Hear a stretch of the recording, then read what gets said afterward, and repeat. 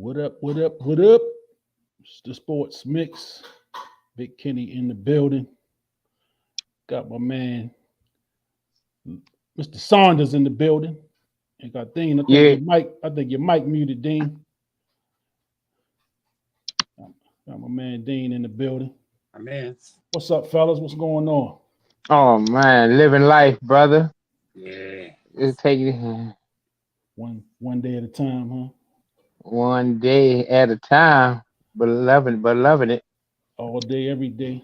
That's what's Mhm. up. That's what's up. Thank y'all for joining me. Before we get started, I see that Mills Lane passed away. Yeah, old Mm, Mills, man. yeah, boxing referee, One a of the boxing greats. official. Was he I, for- boxed too, didn't he, back in the day, right? I believe he may have. I'm not sure, but I believe he did. He definitely controlled the ring like he did. Yeah, Yeah. yeah, for sure, man. He was good guy. He was a character. He, came with character Mhm. in our day. I remember him officiating some of the Mike Tyson fights back in there. Yeah. Yeah, If I'm not yeah. mistaken, he was there when Mike bit Evan in the air, right? He Not sure sure was. about the. Yes, Not he sure was. about that one. Yes, he was. Yeah. I think he was Okay. at one of the Tyson But Holyfield joints. I think he was the one when he he, Mhm. bit his ear. when Tyson got hungry in there, yeah, he Yeah, was. My man just lost it. Like Uh, yeah. he just lost it. You know, you lose and anything goes. right. Yeah, He, yeah, he man. forgot he was in a formal match. Tyson said, "Look what he did to my eye. I got children." Yeah, All right. Mike was a little upset that goddamn night. Yeah. Well. You But know, you know the thing about Mike, if you cheated back, he didn't complain to the ref. right? If you want to throw elbows back and shit like that, Mike just took it too. Yeah, Mike was whatever. Just don't mess my face up now. Right. Yeah, I mean, don't be doing that. right? Yeah. So R.I.P. to Mills Lane. Yeah. Yeah. So y'all know, man, I'm still kind of floating, still on the high. My last show, I had my one of my heroes up on here with me, Mr. Reggie Williams, man. So Oh yeah, oh Rush, man. I wish I could have joined that. yeah, Russ, All man, right. was a real good guest, man. Good conversation. I know he's a quiet guy by nature. He real quiet. Yeah. He ain't really talkative, but we had a real good talk, man. Good conversation. It flowed pretty well. He was Yeah. entertaining.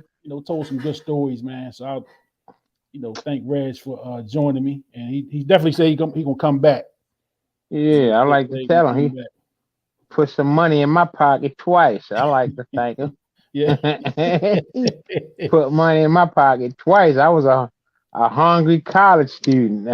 I didn't even know if how I was going to pay if I lost. Yeah. Wow.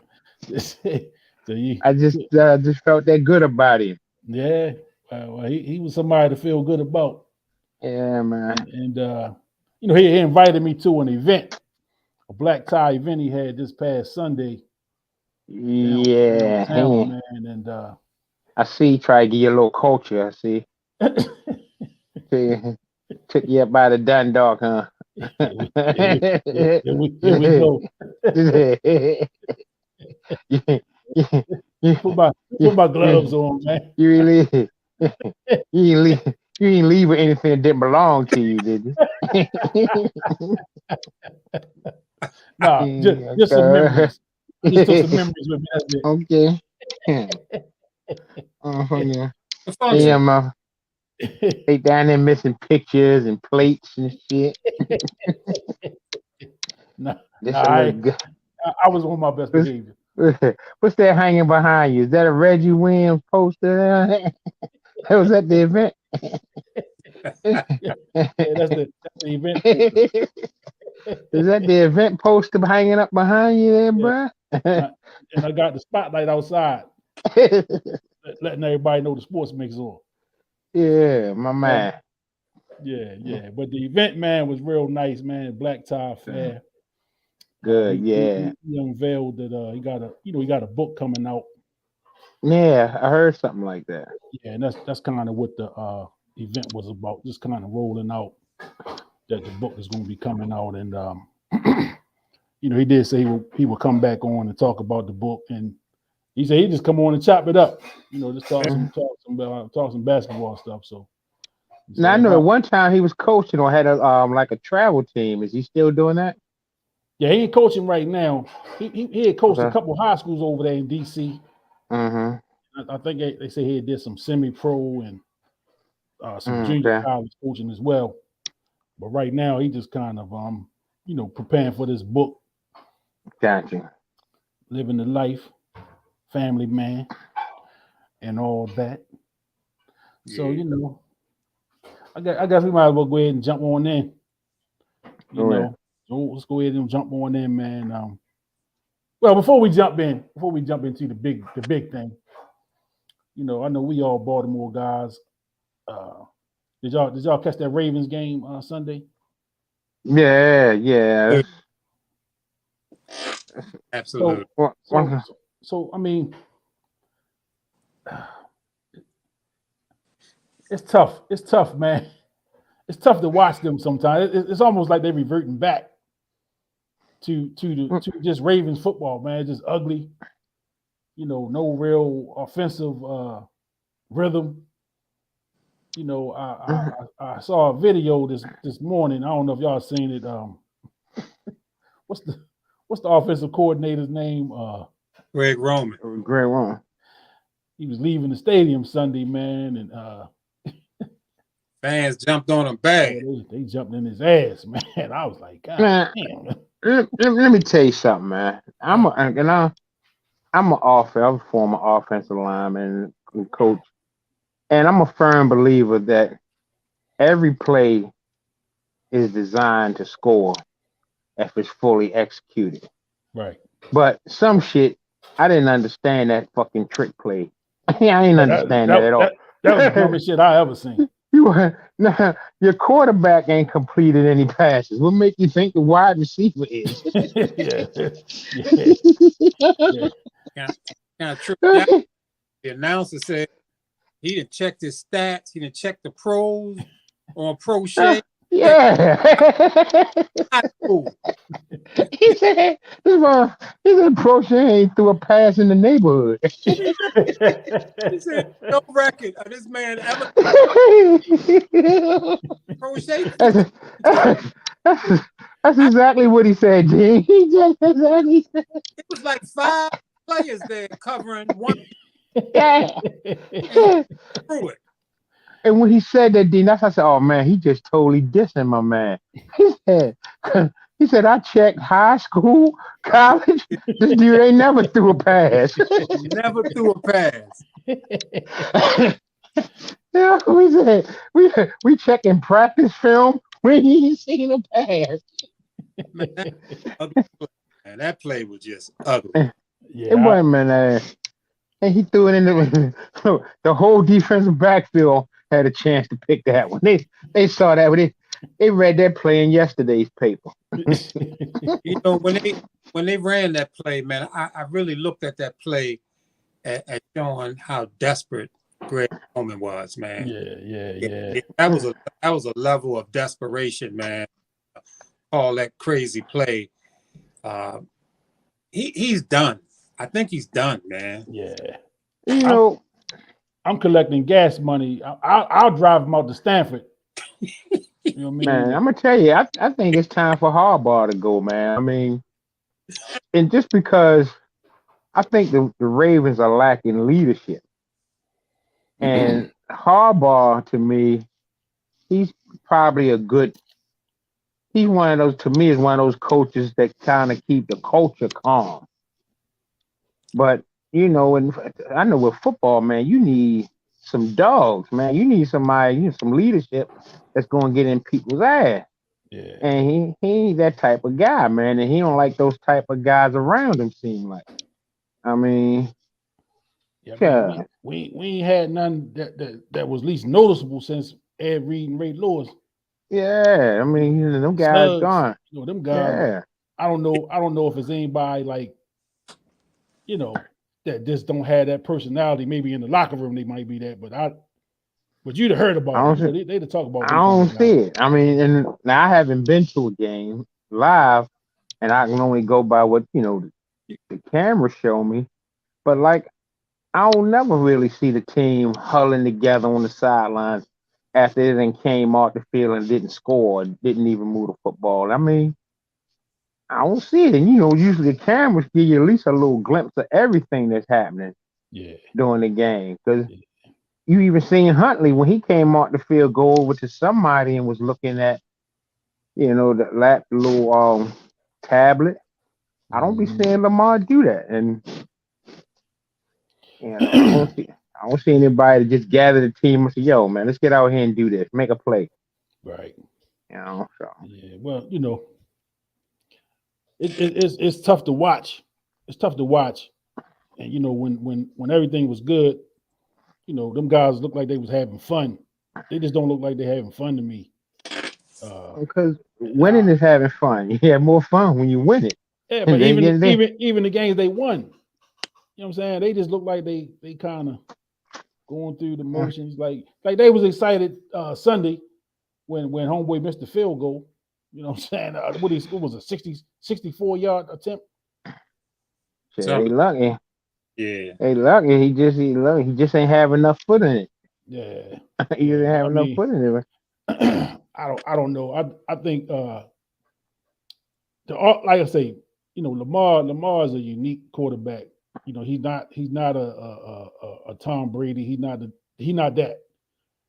And he got a unique set of skills. I mean, if you're not utilizing what he does, you kind of wasting him. And it's unfortunate that it's happening when the brother trying to get paid. You know what I'm saying? Now, the one thing that I keep telling people, you may not think that he's worth the money, right? You may not think that he's worth 50 a year, 40, whatever that money is. But if you're an NFL team, you identify the guy that's going to be your quarterback for the next 4 or 5 years, you got to pay him. Got to pay him, man. Yeah. Whether he's worth it or not, you got to pay him. Because remember Dak Prescott, before he got his money, that was the same. It was the same thing. Is he worth that money? He really not worth it. He haven't done this. He haven't done that. And Jerry Jones said, "Fuck it, I got to pay this motherfucker." You know what I mean? I got to pay him. So if you don't pay him, then you're gonna go out and get a $10 to $15 million guy, somebody seat filler, until you identify who the next guy is, and you're pretty much in rebuild mode. I mean, we've been through that. We've been through that shit here. You know what I'm saying? I mean, we talk about the some of the names of the quarterbacks that I didn't forgot. I be seeing them pop up on little videos from back in the day. I said, "Damn, I forgot he was even quarterback here." You know what I mean? You talking about Tony Banks and Anthony Wright and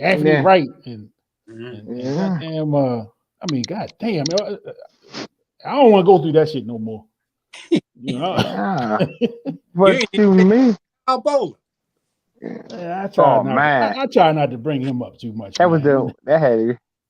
But the funny thing about it, even when we didn't have an elite quarterback, we had a defense and a team that got us by.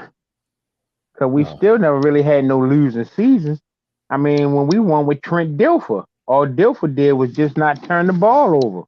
And we won on field goals. And Joe Flacco just had to make a couple plays a game, in which he could do. He ain't had to carry the team though with his arm, but he came through with some big plays at times.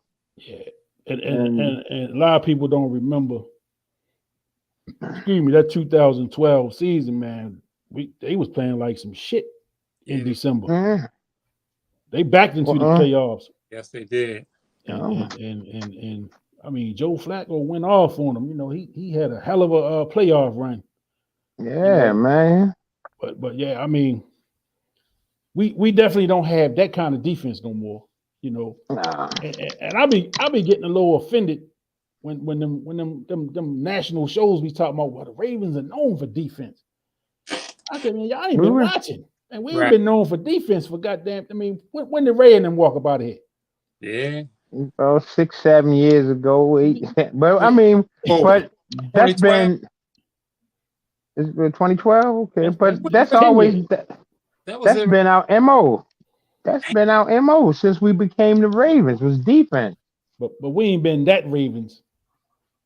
Like we done had some okay defenses. We ain't had no top 5. Remember, they was top 5 every year. Yeah, we wasn't top 5 the last years, but if you looked at our team, even the defense always seemed to be a little above the offense Yeah. to me, even in the bad years.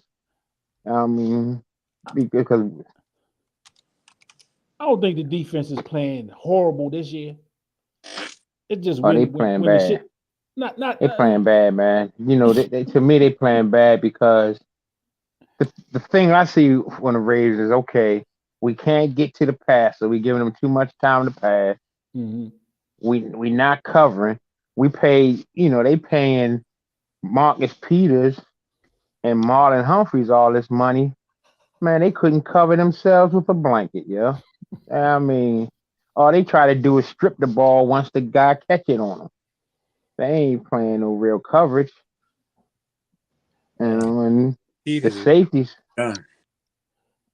the safeties are more, run protectors than cover guys. And they do well with that, though. Yeah. We need some cover guys back there, man. We need a pass rush. We'll send 6 people and still don't get there. Yeah, that's bad. And I don't Yeah. understand. The covers can't corner. I mean, and to me, we blitz DBs too much. How the hell you keep blitzing DBs? Yeah, they definitely take a lot of chances sending them Yeah, DBs and shit. But I mean, oh man, you know, yeah. it I I watch. try to stay here. I try to be even killed because they definitely can get your pressure up if you allow it. Them games to get you in that mix, man, where you just up and down with every play. I try to keep a mellow, but it's hard. Yeah. It's hard, and like I say, I'm taking up I need to set up the GoFundMe for the gas money because I'm willing to drive my man to Stanford. Yeah. I'm willing to go ahead and I'm willing to sacrifice a week. I got to take me about a week to get him out there and get back. Man, you gotta take Harbaugh with you because there's no way he calling them plays and Harbaugh not knowing what he calling and be like, hold up, man, hold up, wait a minute. As the head coach, you got an offense coordinator, you let call plays, but you gotta know what play he calling. And you like, hold up, Proch ever thrown a pass before? No, we ain't running that shit now. We in first down, and that's what you go to. Yeah, I mean, and they was driving. Like they had a yeah, nice we was drive driving. going at that point. I They didn't was understand that driving. call at Right. all. I'm like, They I was don't understand driving. this is some bullshit here. Yeah, and I just looked at the TV, man, and I just shake my head. I'm glad I was watching it by myself. I'm glad I was by myself when I saw that nonsense. I mean, and for me, the reason I look at Roman in such a bad light right now is, when you setting a game plan, part of your game plan offensively for the Ravens is to try to figure out what the defense is going to be doing. Mm-hmm. There ain't no real secret on what the defense is going to be doing. They've been doing the same thing to the Ravens for quite some time now. And you mean that offensively, Greg Roman haven't been able to put together a game plan to beat a defense when you know what they're going to do? Mm-hmm. Well, I'm gonna tell you. That's Go ahead. ridiculous. I ain't mean to cut you off. Well, I'm gonna tell you another thing I see though, Dean, man, and which is integral for any championship team. Their offensive line is not blocking, man. Yeah. Their offensive line is missing too many blocks. I mean, they can rush 3 players and get to the quarterback on us. And if you can't establish some type of run game, you're not gonna win too many ball games. Your Mm-hmm. offensive line got to be dominant where they can, they can get you, 3 to 4 yards in a cloud of dust when it's needed. And you got some. You can't get that in the trenches when it's needed, and it's not happening for us in the trenches. Yeah. We rushing 6 and don't get there. Other teams rushing 3 and getting there. That's another thing. Quarterbacks don't have time back there. Nah. They drop back and on the run. Yeah, them boys right there in their face. Yeah, yeah, I agree. That's really the big difference between 14 and 2 team Mm-hmm. now is that they could run that ball. Yeah. Yeah. Yeah. Now, And granted, you knew they was gonna run the ball and couldn't stop it. yeah. Still couldn't stop them. Of course, they had Hall of Famer Marshall Yonder and Yeah. Mm-hmm. Yeah. Lee and the brother that went to Lil Zeus Yeah. Mhm. Yeah. on that line. I mean, they was loaded. So we got But, a question. I don't know if y'all can see it on the screen. uh-huh. It's Big Rodney Pierce asks, in year 5, why is Lamar not calling his own plays? What y'all think on that? Man, he's not a leader. That's why, man. He ain't a leader. He ain't got, cause, and to me, like and it's only my opinion. I'm not in the circle of the Ravens, but he doesn't seem to me, like I said, to have that leadership where he's gathering the team around him. He was an explosive guy making plays, but he wasn't that guy. When you come off the field, a quarterback, anytime the offense come off the field and don't score, the quarterback should be gathering the linemen together, the receivers together, some unit together, saying, "Hey, this is what needs to happen when we go back out there." I don't see that with him. This motherfucker, he down and you finding him and what's that, the malls and the Edmondson Village. Man, it's good to be a man of the people, but it's a reason why you don't hear about champions in those kind of places because they studying their craft, man. They ain't got time to be hanging out, man. I don't really know. I don't even have an answer to that one. I think Dave, though, I don't really see. I didn't really think there was many quarterbacks calling their own plays today. It's not. But the only he has the option to change a play that he can see that from his pre-snap read. But if Greg Roman ain't calling good plays, you damn sure can't trust Lamar Jackson to call any. All he's gonna do is run the ball. He gonna call Lamar right, Lamar left. Yeah. Many quarterbacks in the league are calling their own plays today, especially with the offensive coordinators up in the booth and looking top and being able to see a lot of things that the quarterback can't see on the field. So, yeah, you ain't gonna see too many quarterbacks.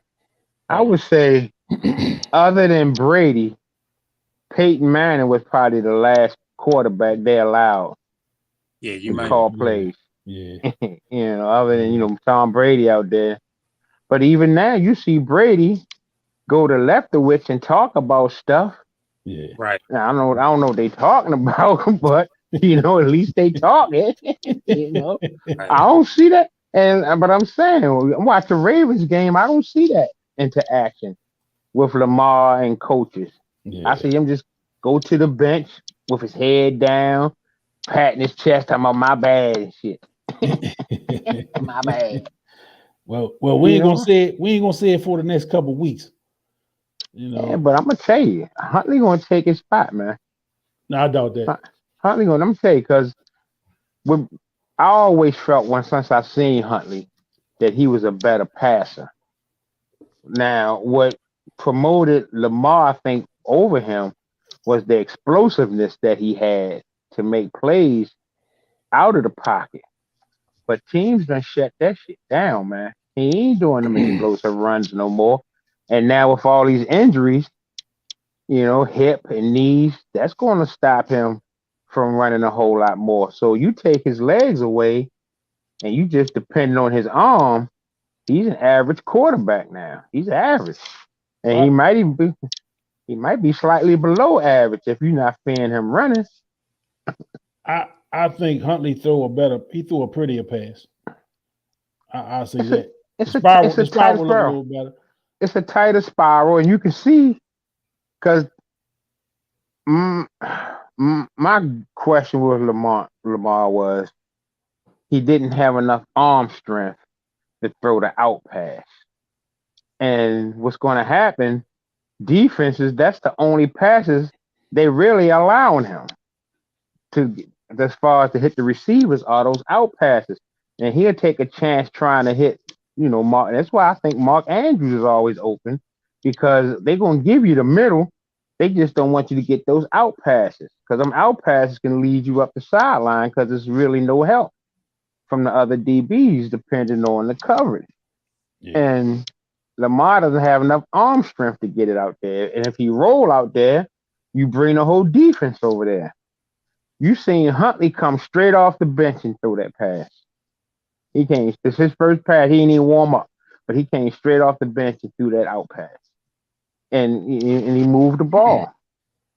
Well, we're gonna see. I think that they better chances to win with Lamar. I think that's proven. Huntley played how many games last year?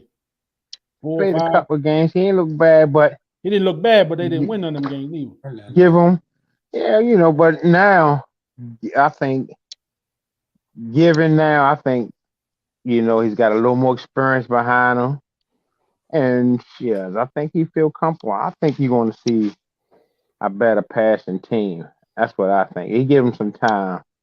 I think he can throw a better ball. At the end of the day, I want the Ravens to win at the end of the day. Yeah, I don't really, you know what I'm saying? Now, if it end up that Huntley is the better option, so be it. I don't personally think so. I don't personally think he's the better option. But I can understand that. If he's the better option and they win games and get in the playoffs and win, you know what I'm saying, so be it.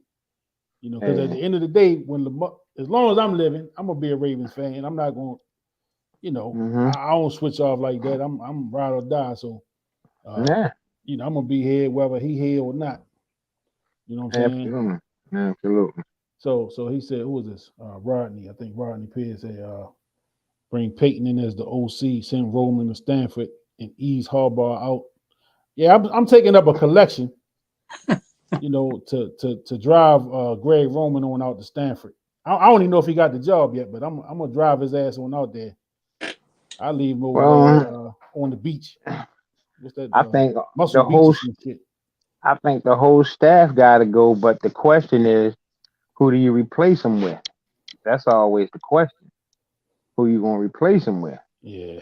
And, that's why that's why some of these coaches aren't gone because you got rid of him, but who you gonna replace him with? Yeah. And that's always the $1 million question. Yeah. Because we want to fire. We be firing people every week. When I be reading the comments and watching that video with them people was on Greg Roman, they was on his ass, man. Fuck you, Roman. Yeah, they were serious. I was like, God damn. Yeah, they were serious. But I don't really blame Greg Roman, man. Other than, like I said, that trick play. Yeah. Other than that, because all the other plays you call, the line got to block. Every play is designed to score if it's fully executed, and we not executing. We not getting blocked. Yeah. Receivers not getting open. Quarterback doesn't have time to throw. I mean, it doesn't matter what the hell you call. Yeah. Play you call. If you're not gonna have nobody blocking, which is the first key. Big Rodney said Sean Payton. He said Sean Payton. Yeah, I'm still looking at this Ravens team as a good football team. I like the defense. I like that Roquan Smith move, bringing him on. You're gonna be seeing that ball hawk safety coming back. Williams. Still, the boy Ajabo is should be coming, and so I like the defense, man. I thought that move to get Roquan Smith was an excellent move on. That was big. That was big. And the defense Yeah, I like that.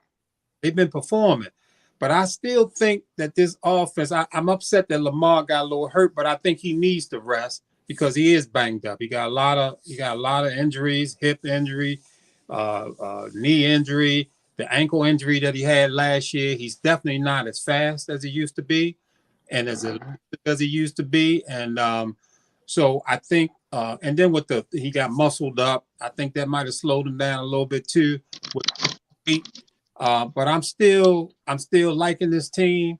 I still think that the defense, which is much better than it was, can help, because they done lost every game, basically in the fourth quarter. They had leads. Yeah. So I'm thinking that the improved defense can help them out. And if Lamar can come back fresh, rested, and healed up, I still think that they can be a threat. I think they're going to the playoffs, and I think they can be a threat. Man, yeah. I think this week is big because the Steelers, the record, even though they under 500, they getting some guys back. I know they just got Watt back a couple weeks ago, so their defense is playing a lot better. And they get after the quarterback. Yeah. So this is gonna be a big test for Huntley. Big, man. Football is, man, it's a game of inches, and how little things matter so much in football. I mean, just the game they lost when Justin Tucker came up short on the 67-yard field goal. Yeah. I mean, they threw it out in the flat. I think it might have been Josh Oliver that caught the ball, and he had a couple seconds left on the clock. If he had took 2 more strides, he get a little closer. That field goal is probably good. Mm-hmm. So it's a game for all these little things, man, that the Ravens messing up on with the shot clock. I mean, not play the shot clock. Yeah, but the clock down Yeah. the 1 second over and over and on. I mean, come on, man, that throw your rhythm off. Mm-hmm. And that's unacceptable, man, at the NFL level. It's unacceptable. Yeah, no doubt. No doubt. Yeah, well, but with that, and that's true, I believe that what you're saying. But I think also when it come down, these guys are professionals, and they come to the table asking for top dollar. Now, you come to the table asking for top dollar, you got to give top performance. Now, even a coach is calling this play, or a coach is putting you in this position.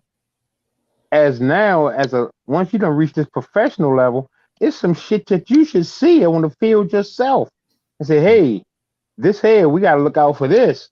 This here is happening here. That's what made them guys, Ed Reed and, Ray Lewis and Suggs and them guys good, is that, okay, they study film, they study players, okay, they knew situations. Mm-hmm. I don't think this team is putting that kind of time in where they know situations, where they can feel situations. Now, granted, they just coming together. Really, they haven't really played as a unit for over a long period of time. They're gonna hit their stride. I think they're gonna hit their stride. And again, look, the Ravens are what, 8-4? Mm-hmm. They lead the division. They look like they're gonna make it to the playoffs. Lamar Jackson has one of the best winning percentages that a quarterback has had since he started. I mean, he's up there with the all-time greats as far as winning percentage, by his age. And so I think, we want to see them do so well that sometimes we kind of lose a little perspective that they one of the best teams in football if you look at their record. And Lamar Jackson has performed great over his career. He's dealing with a little bit of injuries now. So this is a good football team, and they will be a threat if this offense can even begin to click. And I think it's going to begin with that offensive line. We're going to need Stanley in there and need him healthy. The young center, he getting better and better as we go along. So I'm looking for some big things out of this team. I'm not ready to throw the towel with them. I am a little disappointed in the play calling, and last week's game was the worst that I had seen. I just look, they just some of the plays, man. I just didn't. I wasn't feeling. Man, trust me, Dane, man. I've been a coach in a situation where you trying to call plays and your offensive line is not good. And it's hard, man. It's hard. It's hard. I mean, it's almost impossible. You gotta have some, man. You gotta have some guys that just dogs that want to get after people up front.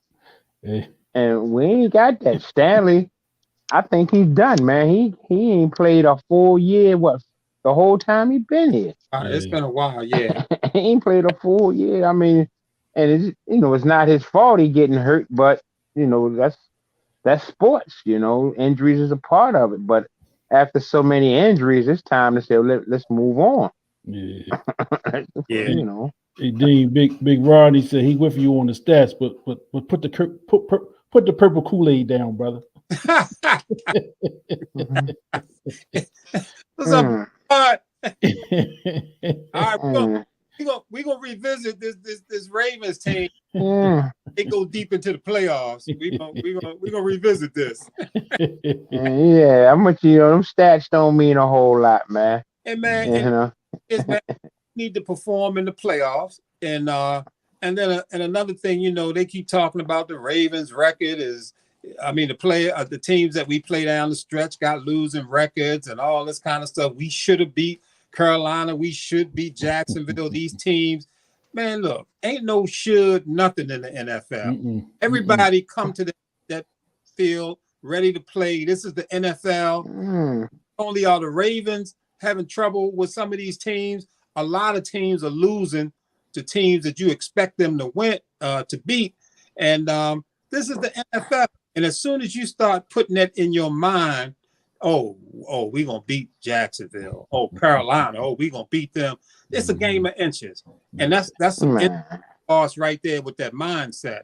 And the name of the game is to win football games. They're in first place in their division, and people crying the blues like we in last place. That's what it sounds like to me. We in first place in the division. You gonna start hearing people talking about tanking the rest of the season to get a good draft pick. Yeah. Well, we in first place, but we don't look like a first place team, and that's just it. We in first place, but we in first place, and does anybody else even have a winning record in the division? Cincinnati went out heels. Cincinnati. Because we gonna wrap up this Ravens stuff, but I say this because I brought up the 2 Super Bowl years. In 2012, we backed into the playoff. We playing like shit in December, and the light came on and we won it. You know what I'm saying? In 2000, we went 5 games without scoring a touchdown. You know what I'm saying? We can't leave them details out, right? Because we celebrate them victories. Oh, the 2000 Ravens and the defense and this and this and this. Yo, they struggled. But look what kind of players we had on defense. We had some leaders on defense. Yeah, you had some leaders, but they went through some adversity as a team. The team went through some adversity. So we won't know until we know. You know what I'm saying? So they gotta play every Sunday. Absolutely. And let's see what happens. There's no way you're gonna win without some adversity.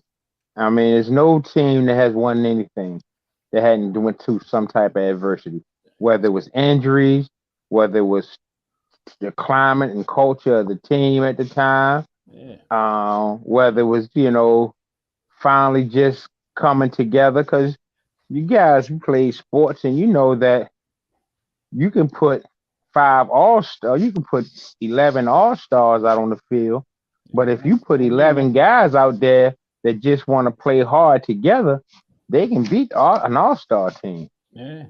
Any given Sunday. So it's the will of a man, And paper, and nobody ever won a championship from what their stats say. As much as these fantasy geeks want to tell you that they do, the numbers are just that. If you don't have a team that's win on all phases, you know what I'm saying? It ain't gonna. I don't care what the numbers say. I mean, I think Mike Vick showed us, and Mike Vick is probably the best quarterback I've seen as far as running and throwing. Mm-hmm. And I think Mike Vick showed us that a running quarterback is not going to win in the league. That's not teams that ain't gonna let you win like that. They're not gonna win until they win. So until somebody do it, that's what people gonna say. But the guy in Green Bay put up great numbers every year, and his playoff record ain't all that great. That's what I'm saying. Stats don't mean a whole lot. Yeah. So and he's not a running quarterback. You know what I'm saying? He's not a running quarterback. But he can throw that ball. Yeah, but what did that get him? He can throw that ball. When the lights is the brightest, his but they don't have no defense. They don't have no defense. You look at Green Bay. Green Bay is the same way. Always got to try to win it in the end. Now, he has done it sometimes before, but you can't keep winning teams can't keep trying to pull it out in the end. Hey, but they tell us every year how great this motherfucker is. Because they talking about his stats. Peyton Manning, another one. Peyton Manning, one of the greatest to ever do it. But you look in the playoffs. You know what I'm saying? Playoffs. I mean, his resume is a little. You know what I mean? You look at Peyton Manning now.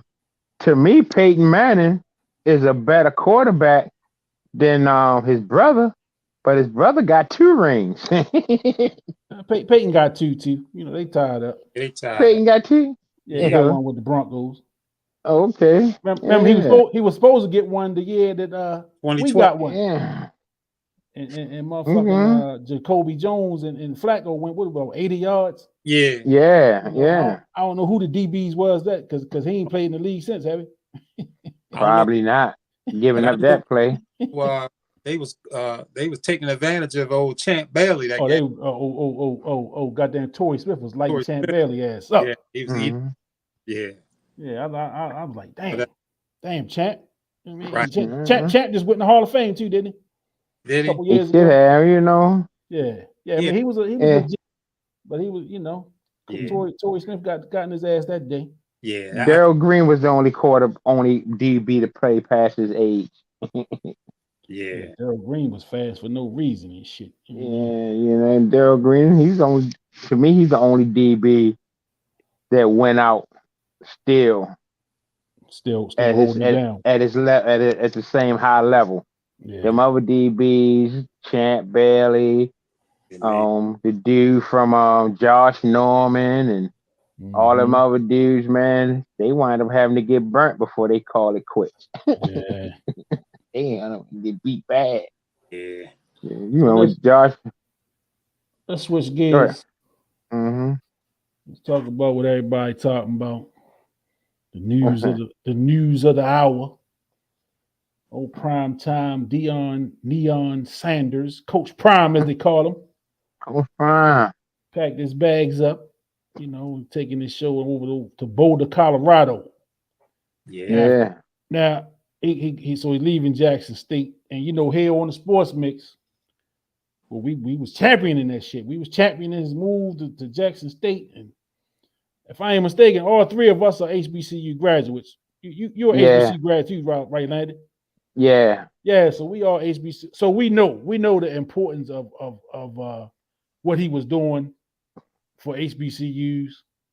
Mm-hmm. You know what I'm saying? I personally thought he would have stayed at least 3 or 4 years. I mean, maybe I'm thinking 5 years. I'm thinking maybe he had a 5-year plan. Then make a move or whatever he's going to do. I figured at least he'd have saw his boys finish, graduate there. But, things change. The offer was on the table, and I from my understanding, that wasn't the only offer that he had. He had some options, I mean, in 3 years, the man got 2 SWAC championships. They undefeated this season. I think they was undefeated in the SWAC last year, if I'm not mistaken, too. They lost in that Celebration Bowl last year. But this year, they, undefeated. They going to the Celebration Bowl for the undefeated. And I guess that's the Black National Championship, Black College National Championship game now. Yeah. But just give me y'all thoughts, man, on the move. You know, what was y'all immediate thoughts when y'all heard that Coach Prime was moving to Colorado, University of Colorado? Man's got to do what a man's got to do, man. I mean, I think you got to look at it that, okay, Prime ain't never had no real connections to HBCUs. When he came out of college, when he came out of high school as a player, he was, he wasn't looking at HBCUs to go at. Mm-hmm. And I think this, here's a guy, he's used to, the upper level ever since his high school days. He's always had first class stuff. And when he came, I think he came to Jackson State because that was the only school that offered him a head coaching job in college, which he wanted. But when he got there, man, he had to bring most of the resources to Jackson State. He had to get them a new facility that he built, I think, with his own loot. Yeah. He had Michael Strahan come in and dress the players. So he had to, do all. I think he had to do like all basically the financing for the school, for the whole entire school. And now you get an opportunity where you back up to what you used to have in the top, the top of the line facility, the opportunity, to bring in players. No matter what, he's still gonna be working with young black men. Mm-hmm. It gives coaches a better opportunity to, become head coaches. So I mean, yeah, man, it was a move that I think is a good move, man. Who was this? Tom Vu watching on YouTube said HB see you later. We the only culture. We the only culture. Instead of all of us trying to come together to make things happen, we always looking for that one black hope. We will always want to string all our hopes onto one black man. Yeah. And I think we got to come out of that shit, man. Yeah. We always want to, put our hopes on the mayor, the president, the next top sports hero. I mean, why should Deion have to be the savior for HBCUs? All these other people that came out of HBCUs. Yeah. Yeah. What you think, Dean? Yeah, I mean, I think the field has never been level between black and white. There's always been that racial imbalance, and one of the biggest things is that for colleges making money is that football and that basketball. Mm-hmm. It generates a lot of money, and most of the talent is black talent when it comes to that basketball and that football. And our schools, our HBCUs, I mean, just life in general, man. I mean, I looked at Deion like he has the personality. He's well known. He's well respected. What he did on the football field was tremendous. One of the greatest football players ever. And the talk that he talked when he got the Jackson State job was he was saying all the right things. He was saying all the right things. And I'm sort of like you, Kenny. I think he left too soon. I mean, first of all, let me say that every man can make his own decisions. Yeah.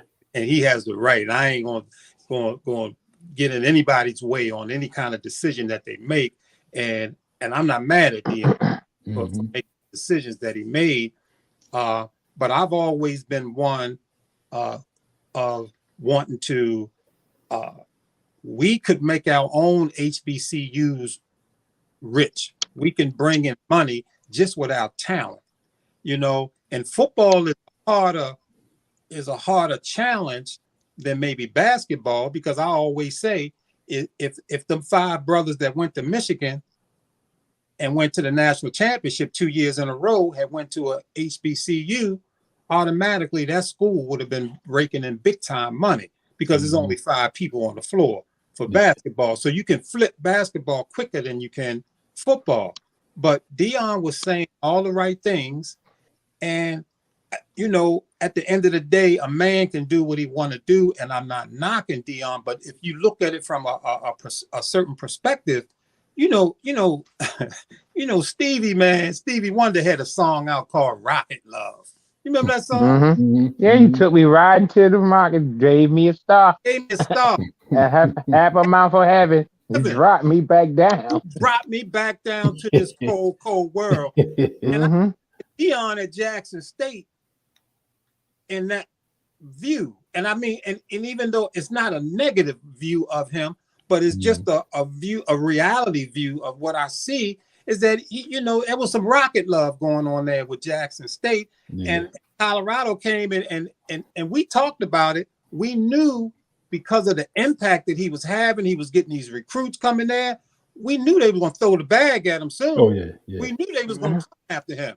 And the big question was Deion going to hang in there, try to continue to uplift HBCUs and generate the excitement that he was generating, and starting to get other people coming on board with him, and people down there coaching with him, and all this kind of stuff. But man, Colorado threw the bag at him, man, and he stepped out. He stepped out, and again, every man can make their own decision. But I certainly wish that he had been able to hang in there a little bit longer to keep that thing moving, and see, that's the thing about leadership, is that you ever see a school of fish in the water, man, and the lead fish, man, wherever it turn, the rest of the fish turn. When the fish turn that way, they turn. I mean, it could be hundreds of them. Like that, man. And you take that leader out, and man, it disrupts everything. And I just think Deion, I just wish that he had hung in there longer to keep that thing moving, because I'm afraid that all the momentum that he brought is just going to die off. Yeah, but that's the problem with us, man. That's the problem with us. And to make because now, go ahead, man. Still being able to talk to black men, he's going to be bringing players there, and he's probably going to be very successful on this level. So, I mean, yeah, in my opinion, like I said, we always looking for that black superhero, that one guy. When Deion came, before he came, you wasn't seeing black college football on television. You wasn't seeing black college basketball on television. Okay, so now he got that started. When's the rest of the community now going to step in and pick up the slack for Deion? That was one man that did that. Now, you mean we can't find a group of 10 other professionals, retired professional athletes, or high-profile guys that want to say, okay, let me go back and save, HBCUs also? Because there's some more out there. Yeah. It's plenty of guys from HBCUs that's in the pros now and have retired from the pros. Yeah. What are they doing? How are they giving back to their schools? I mean, I think that's what it's going to have to come down to, man, is that now the rest of society is going to have to come together and say, hey, let's do this for the HBCUs. Because what can happen now is the players that we lose to the PWIs, that still opens up opportunities now for other young black kids to go to these HBCUs that might not even got a chance to go to college. Yeah. If these guys went to the HBCUs. Because the big time players, the 5, 4, 3-star recruits, they almost guaranteed a Division I spot somewhere. But then now that they're not going to be attending the HBCU, so because the Black Hope is gone, okay, now you can see some more kids from Dundalk go, play at the HBCU. You can see some guys from Maryville that probably wasn't even thinking about going to school can now get into school. So it's not it can work. It can still work. It's just got to take more than one person. Yeah, and I think with Deion, with his personality, he got the personality, he was going to shine a light on it just because of who he is. I mean, I remember watching the press conference when they announced he was going to be the coach. Mm-hmm. I mean, that shit was like a big production, man. I mean, they did it big, bringing him in and Deion is charismatic. You understand me? He got a good understanding of the language. He know how to reach people. You know what I'm saying? And he hit a nerve with the black community. Just the level of support. That was one of the things that I kind of cringed at because, like you said, Landon, there was an opportunity with Deion to really really take this thing to the next level if people would have supported other HBCUs the way they got behind Deion at Jackson State. Yeah. And, I mean, you would see random celebrities pledging, was it Puff P. Diddy and a couple other people, they all pledging $1 million each to Jackson State, which is beautiful. But I mean, it's a lot of other schools that could have used some of that money too. Yeah. You know what I'm saying? Let's spread that money around and let's really do it. But like you say, we looking at and I'm glad CB not on here, but it's we did that shit with Obama. We do it with a lot of other people that rise up, the Malcolms, the Martins, Ali, you name them, whoever rolls up into that spot, man, people kind of get behind them and hope they just gonna fix every fucking thing. Yeah. You know what I'm saying? It's just not gonna work. It's not gonna work, man. It's gonna take a collective. You know what I'm saying? It's gonna take a collective. And everybody not gonna be able to do it the way Deion Sanders did it. Because Deion Sanders is one of one. Like with his personality and all that he bring, you know what I'm saying? He can only be in one place at a time. You know what I'm saying? He can only be who he is. So you can't hire Joe Blow and expect him to go to Morgan State and do what Deion Sanders did, regardless of what his stature is and what his name is. He's not the same type of personality that Deion Sanders is. So it's more than one way to skin a cat. Everybody don't have to be like Deion to be successful. You know what I'm saying? Deion is just a personality, man. He gonna be a personality wherever he go. He been that since we heard of him. You know what I'm saying? Since way back in Florida State, he always been that. So go ahead. Everybody's unique, man. We all unique, but we all have the capacity to make things happen in our own way. And like you said, and all it takes is the commitment from the community. So now, Deion got it started at Jackson State. It should be a community now that want to get it started at Morgan State. You don't have one Deion, but you can take 100 people and do what Deion did. And you damn sure got more than 100 people that graduated from Morgan State, Howard, Lincoln. You got professional athletes. Coppin State, don't leave Coppin State. Coppin State, Coppin. I ain't mean leave Coppin out. Coppin. I'm saying Coppin. I ain't mean, I just stopped at Coppin. Yeah, Coppin. I mean, I got graduates, credits from Coppin. I can't leave out Coppin. I took some graduate work at Coppin. Yeah, man. And like you're saying, hiring Juan Dixon at Coppin. That's that's the connection to the community. So he gonna have to, bring some stuff to the table, man, and get some people to back him. Yeah, for sure. And it's about that game, man. Understand how to play that game. Deion, understand he got resources. You know what I'm saying? Because I mean, he got money himself, but he also connected. Like you said, he got my man down there with the suits, to dress the kids up. What's my man? It was Strahan. What? It was Strahan. Yeah, Michael Strahan. Michael Strahan came down there.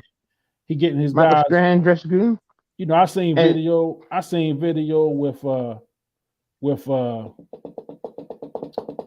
Troy Aikman. Troy Aikman was down there talking to the kids. Absolutely. You know what I'm saying? So You know, Kevin Plank from Under Armour. He went past Morgan. He went past Coppin. He went past Bowie and went to fucking Jackson State. He was down Jackson State.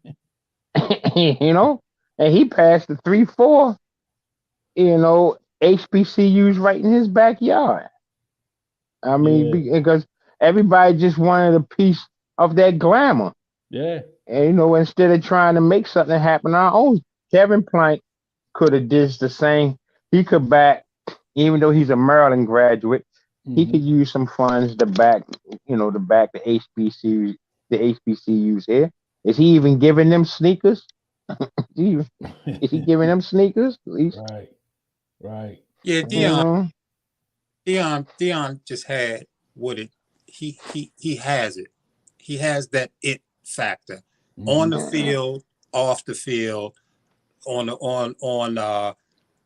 those. He had the TV show, reality shows, all of that. When he did announcing, when he was on football announcing, whatever he did, he's got that it factor that not too many people have. And I don't know of too many people who has had it at the level that Deion has it. And he started down at Jackson State. They gave him an opportunity and he started getting that ball rolling. And this place was jumping. And they were not finished rising. They were still going up. And I still have the visions of us helping us. And I mean, when I say us helping us, I mean the talented athletes coming to Jackson State. I understand they want to be at the big schools and be on TV and they got NFL aspirations and all that kind of stuff. But in order to really lift us up as a people, we're going to need that unity, and then we're going to need people to lift up. And the Jackson State thing, I'm looking at it as a domino effect. You get Jackson State rolling, you get that thing hitting like that, and Deion being successful, then who's the next guy who's going to come? Maybe it's a black coach for basketball. And again, basketball can be flipped quicker than football, but I think he stepped away. And again, I know each man makes his own thing, but he stepped away from something that was still rising. This Jackson State thing was still flying high, and we had not seen the fullness of what was going to take place because he'd now stepped away. And I'm so afraid that whole thing is just going to come back to the ground. And this is what we knew was going to happen, because what happens in society is that people in power are always worried about a Messiah coming. It's in scripture. They worried about the Messiah. So they always looking out for anybody that has any kind of characteristics of being a Messiah.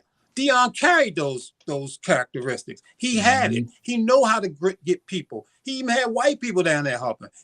Deion had characteristics of a Messiah, and anytime a Messiah-like figure appears, they're gonna start throwing money at him. They're gonna start controlling him. They're gonna start trying to smush him out. They're gonna start trying to curtail whatever it is that he's trying to do.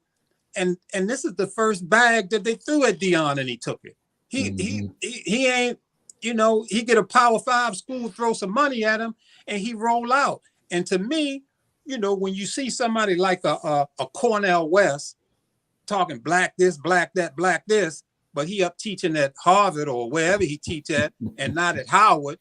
I mean, his message loses a little bit of potency in my eyes. So when I see Deion Sanders do this, I mean, man, I'm saying, man, it was rocket love. And he probably knew it. It appears that he used, which is typical and normal. He used Jackson State as a stepping stone to get to where he really wanted to get. And again, that's typical. But anytime you trying to raise up the level of black people and to raise up HBCUs is a great way of raising up Black people, but it takes a special individual to raise somebody up, to raise Black people up. You got to be super duper special. And in my eyes, Deion is being exposed as not being that special person to do it, since he kind of stepped away. And I mean, the Honorable Elijah Muhammad said, and he said, it is so difficult to raise Black people up. He said it's almost as difficult as going to the graveyard and trying to raise those people. You know, you got to be a special individual to deal with Black people. You got to be a special individual, and you got to be willing to take a whole bunch of stuff. And Deion go to Colorado State and he start looking at the facility. Oh, look, oh, wow. I mean, all we got is a couple of dumbbells and this at Jackson State. Over in Colorado, look at this. Oh my God. And you know, we ain't gonna never get nowhere, man, when we think water, the ice is colder at Princeton and the, you know, and the everything is better at these universities. I would have liked to seen him hang in there and try to raise these HBCUs up and see what the domino effect could have been. And if something ain't happening 5, 10 years, 7 years, 6 years or something, then okay, all right, I'm done or whatever. But and again, it's no hate towards Deion. I love that brother. To me, he's been one of my favorite athletes and people from the sports world, and he still is. But I certainly wish that he had played this thing out and pushed it a little bit more to see what would have happened. Yeah, I got another guest grade jump on. Well, let me say this. You said a couple of things that interest me, Dean. You talked about the Messiah, and you talked about groundwork. Now, if anything, you know, I think the important thing you mentioned about groundwork, anytime you're trying to build something, we have to start from the ground, which is the people that are there. Now, when you're talking about a Messiah, you're talking about somebody that's up above the normal. You putting that a Messiah, somebody that we look up to, that's not on the ground level. So one of the things I feel as though is that we talk about pulling people up, but people got to want to come up first before you can pull them up. They got to want to come up. And the groundwork, so the groundwork has to be done by those that are there. I don't think, and I haven't talked to Deion, but I don't think he came to Jackson State to be a savior of HBCUs. He came to Jackson State to coach college football. And when he got to college, when he got there, he found out that, hey, man, these facilities and resources are horrible. I went to Florida State where these people was putting money in my pocket. And we had the top of the line facilities. And then I played for 5 professional football teams where we had the top of the line facilities. Now I wanted to coach college football, but damn, this shit is the shambles. And it was such a shambles that he put his own money into it. What employee is going to their job and putting their money into the job, and you want to stay there? And so what happens, I think any of us, you get a chance for a better opportunity, you're going to take it. Yes, I love when I was teaching in Baltimore City, I loved the kids in Baltimore City and gave them my heart. But if Baltimore County was going to offer me more money, yes, I would take it and leave. Because the bottom line is, I got to be comfortable, and I got to feed my family. That's what's number one to me, then my family. It's not about trying, we got to get out of this mindset that is one man to save the world or 2 men, 3 men to save the world. We got to save ourselves. We got to save ourselves. We got to start coming together and save ourselves. Because I'm going to tell you, I'd leave off this. A short story about the school I went to, Knoxville College. We closed down because we lost our accreditation and wasn't no funds coming into the school. Now that we want to try to reopen the school, we have a fundraiser. We have fundraisers all year, every year. And now it seems like we give at least $200,000 to $300,000 to the school every year. Now since the banks that we owe loans to and other alumni see what we're doing. Now they joining in. But where was these people and where was even myself before the school closed down? How many HBCU grads are giving money back to this school? How many HBCUs have a booster club? It's out. Those are our schools, and we not supporting them. Deion never had any connection to a HBCU, so I don't see why people feel as though he should be the savior for HBCUs. He came in. He came in. He did a job, which was wonderful. He got the ball rolling. Now it's time for the people on the ground. The people on the ground. The people of Jackson, Mississippi. The people of Baltimore, Maryland, the people of Durham, North Carolina, that's in the cities of these HBCUs, to start supporting them. Big facts. True. And then you'll get the players.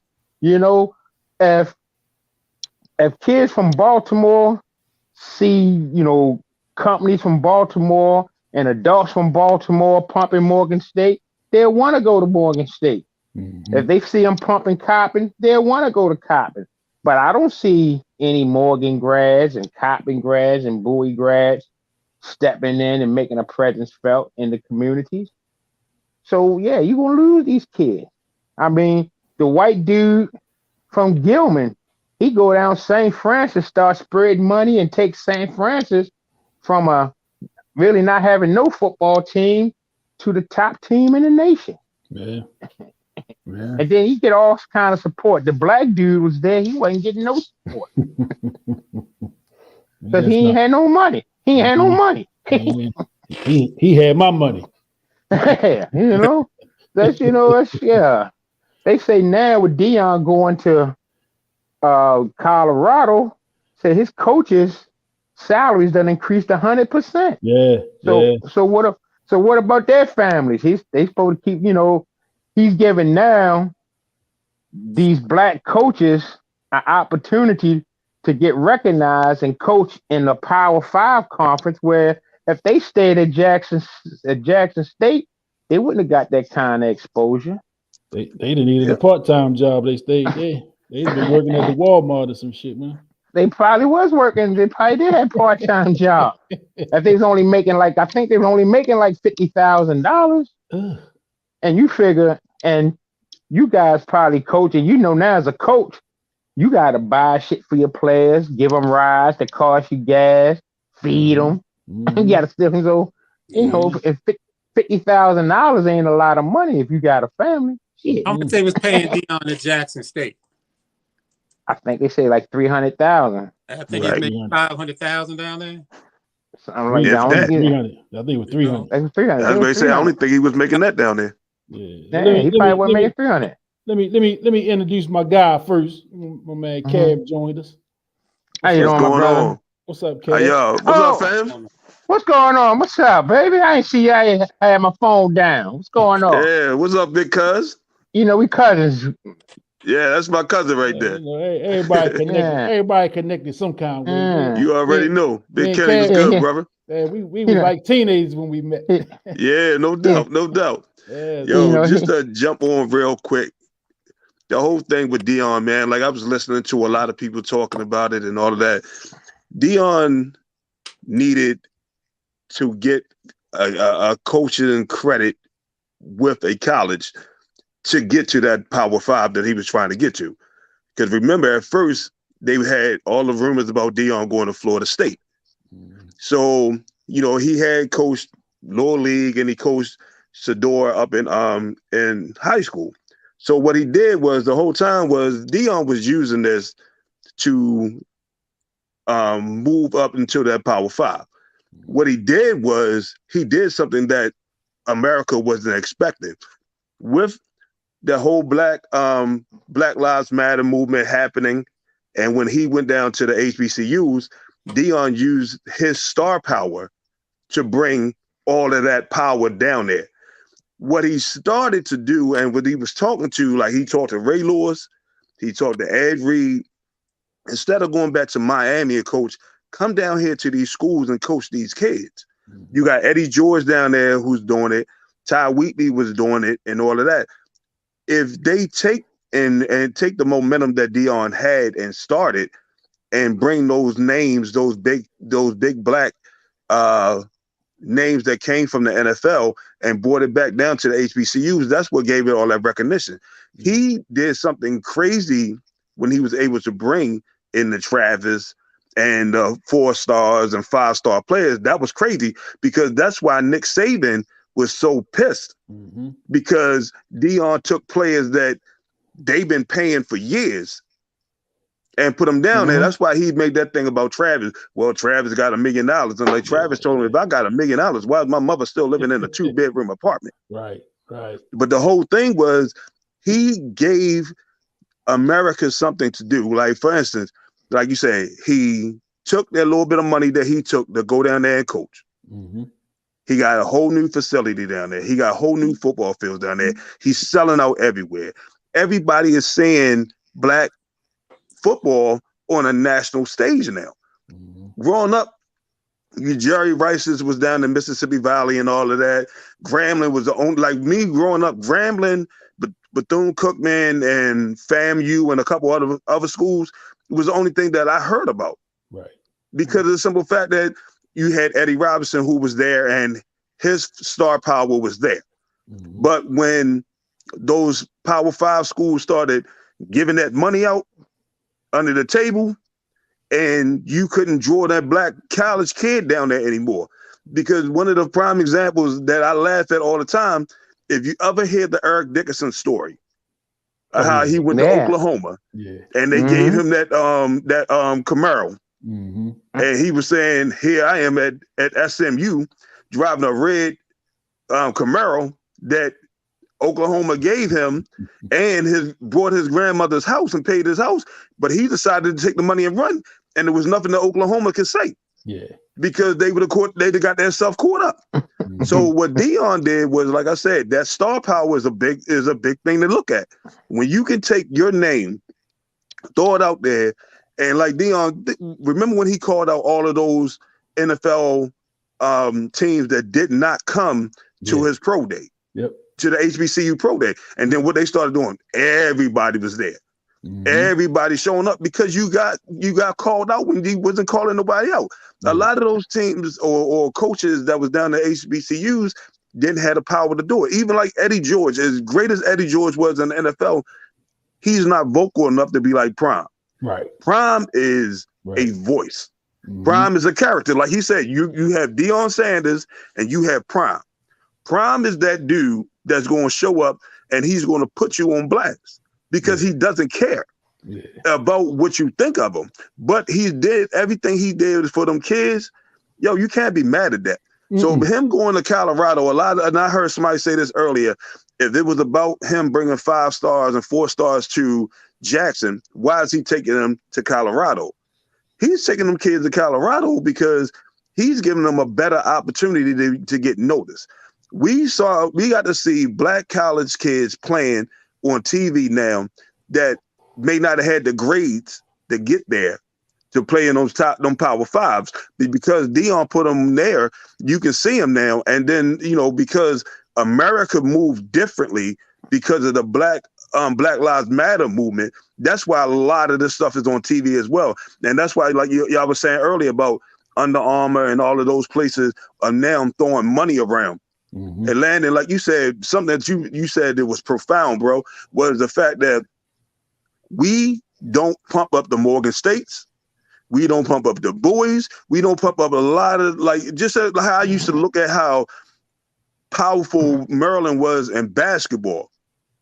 And wasn't none of them kids really going to Maryland. All them kids was going elsewhere because we let too much talent leave our state when we have too many different avenues for them to play. You had Maryland, you had Towson, you had Bowie, you had all of these other places where our kids could have went from your Dunbars, your Dundalks, your Mervos, your Lake, and all that, and they was going out Kansas, they was going out California, then a bunch of smaller schools, but we let too much talent leave Maryland. And then, like you were saying, alumni, we haven't thrown a lot of money back into the community. Like even with Deion, you have Deion that now he's going to make what 5.5 or whatever. Do you think any of those alumni guys that down at Jackson say, well, ho, before you leave, let us throw you some more money? Right. They sitting there singing, "One monkey don't stop the show. Go if you want to leave." All the stuff he did, like a lot of people didn't even know Jackson State was a school until Deion got there. That's true. The thing I'm reading is that they charging Deion a buyout. See, the thing everywhere I'm reading, Deion went, they sold charging him a buyout. I'm saying they making him pay for leaving. They making them pay for leaving. That's standard. That's standard though. They ain't specific. That's kind of standard. Right. If you leave, no, I ain't never. No, you got if you under contract. If you're under contract, I ain't never heard the coach. What it is because he was under contract. I ain't never heard the coach paying the team. I know they saying Deion got to pay. But he can afford it. You know what I mean, but most coaches, when you leave one situation, you gotta buy your way out of the contract because they don't have to let them out of the contract. Right. But they pay you out the contract. You don't pay yourself out the contract. What the buyout is, most times you get the place you're going to fork up that money to buy you out of the situation you in. You know what I'm saying? So that'll be drawn into his new contract. You already know. Whatever's going to cost him to get out of it. I mean, that's how they do it. Yeah, Colorado will take that hit. Colorado gonna pick the tab up on that. I mean, that's a drop in the bucket for what he's gonna make out there. Yeah, but you look at it like this: if Deion wasn't successful, if he was losing and all of that down there, it wouldn't be all of that. But the simple fact that he is filling seats, and every place that they went, they selling out. Yeah. You know that Jackson. Think about it. When they was on, what was that? They was on that little reality show. Yo, you have not seen the coverage of any HBCU school like Jackson was getting. No, nothing like that. And he's still doing documentary. A couple weeks ago, I had my man Melvin. I tried to get him on tonight because he was at the game Saturday. He was at the championship game Saturday. Okay. And he went to the homecoming, and he was on here talking about just the atmosphere down there. I mean, like Jackson is like a little small ass town. Right. So I ain't never been there, but he trying to explain to us, trying to put it into like Jackson might be big as Park Heights. I was going to say Jackson is like a part of West Baltimore. Yeah, like a Park Heights, and you talking. And the only thing they have is that. Yeah, so with like when there's football going on, the whole town is shut down. You know what I'm saying? I mean, they say the economy down there is booming just because of Jackson State football. You know what I'm saying? So the impact that he had is definitely they're going to miss him. They're going to miss him. Yeah, they are. If somebody can step in and kind of try to keep that shit going, they ain't gonna do it like he did it. Can't. You know they ain't gonna do it like he did because you just the star power is up. That's like I read something early today that Ken Griffey Jr. is having an HBCU baseball all-star game in Seattle. Yeah. So everything is starting to move. But now that's what we have to do. We have to pour back into those communities and all of that because this is what starts the ball rolling. Yeah. Now, like you said, we can't have just one person to be the Messiah, one person to be the leader and all of that. It takes a nation to make everything move. Yeah. And I coach basketball at Dundalk. We got a football player. He's our center, man. Kid's 6'6", 6'7", 275. He committed early to Old Dominion. Okay. He didn't reopen this shit. He getting offers from Syracuse, fucking Rutgers and Nebraska was in the gym tonight. Wow. I'm in there talking to the coaches from Rutgers and Nebraska. You know what I'm saying? I'm like, yo, but this, shit can happen that quick. Because he committed back in September, back when the beginning of football season. I thought his recruitment was over. And I followed him on Twitter, and he steady thanking people for the offers and shit. I said, damn, hold up. Did he reopen this shit? What's going on? And they said he just did a verbal commit. He didn't sign. Right. So You know what I'm saying? His shit is still open, man. So from what I understand, he gonna fly out to Nebraska Saturday this weekend, Okay. and then next weekend But- he gonna take a trip to Rutgers. Best You of know luck what to I that mean? brother, man. Yeah, But for to sure. me as a coach, Mhm, any recruiter, any college recruiter mhm, that's coming for a kid mhm. that's not coming through his coach and his parents really don't have good intentions for that kid. Facts. Well, the football Hey, coach facilitated all that. okay, as long as it's a coach and a parent, Yeah, because yeah, you yeah. can fool Involved in that situation. Yeah, you it can definitely need to be there. you can fool a kid with a gold chain. You can give a Oh kid yeah, a yeah, gold yeah, chain and a yeah, piece of pussy, and he sign his life away. yeah. He in a gold chain, a piece of pussy, he sign his You know what I life mean? away. Two college girls, two college girls and a Yeah, pizza. yeah, he gonna sign his life Yo, away. Yeah, but you're supposed to take the best I had to hop opportunity. out of here, man, but I just wanted to jump in, man. I appreciate the show, bro. I'm always listening and watching, guys. Yeah, So no thank All y'all doubt. for right, having me Jan. on, and Thanks I'll for jumping definitely be on. back in touch with you guys. All right, my All man. right, man. Good Take to care, see you. fam. All right, cuz I'll holler at you.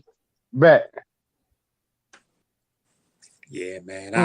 Mm. I'm you know, I'm still of the I'm still of the my mindset is a mindset of uplifting Black people as a whole. Mhm. And I understand Deion fully, and I understand everybody that does what they do, but I'm still of the mindset of seeing a Jackson State football team drawing these top recruits. I'm looking more of Black people taking care of our Black universities, and we can take care of them with our athleticism. We can Mhm. take care of them with our basketball players and our football players.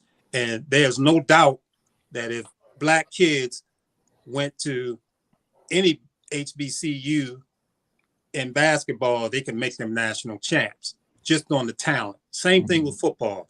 And I still think that maybe I'm living in a dream world, but my mind is of uplifting these HBCUs and utilizing our athleticism to make, you know, these basketball and football make millions of dollars for these white universities. Mhm. But, you know, that same money that go there can go to the Black university. The HBCUs aren't hurting in regards of people going to Morgan and Bowie and Howard and these colleges. They're students there. They're doing well.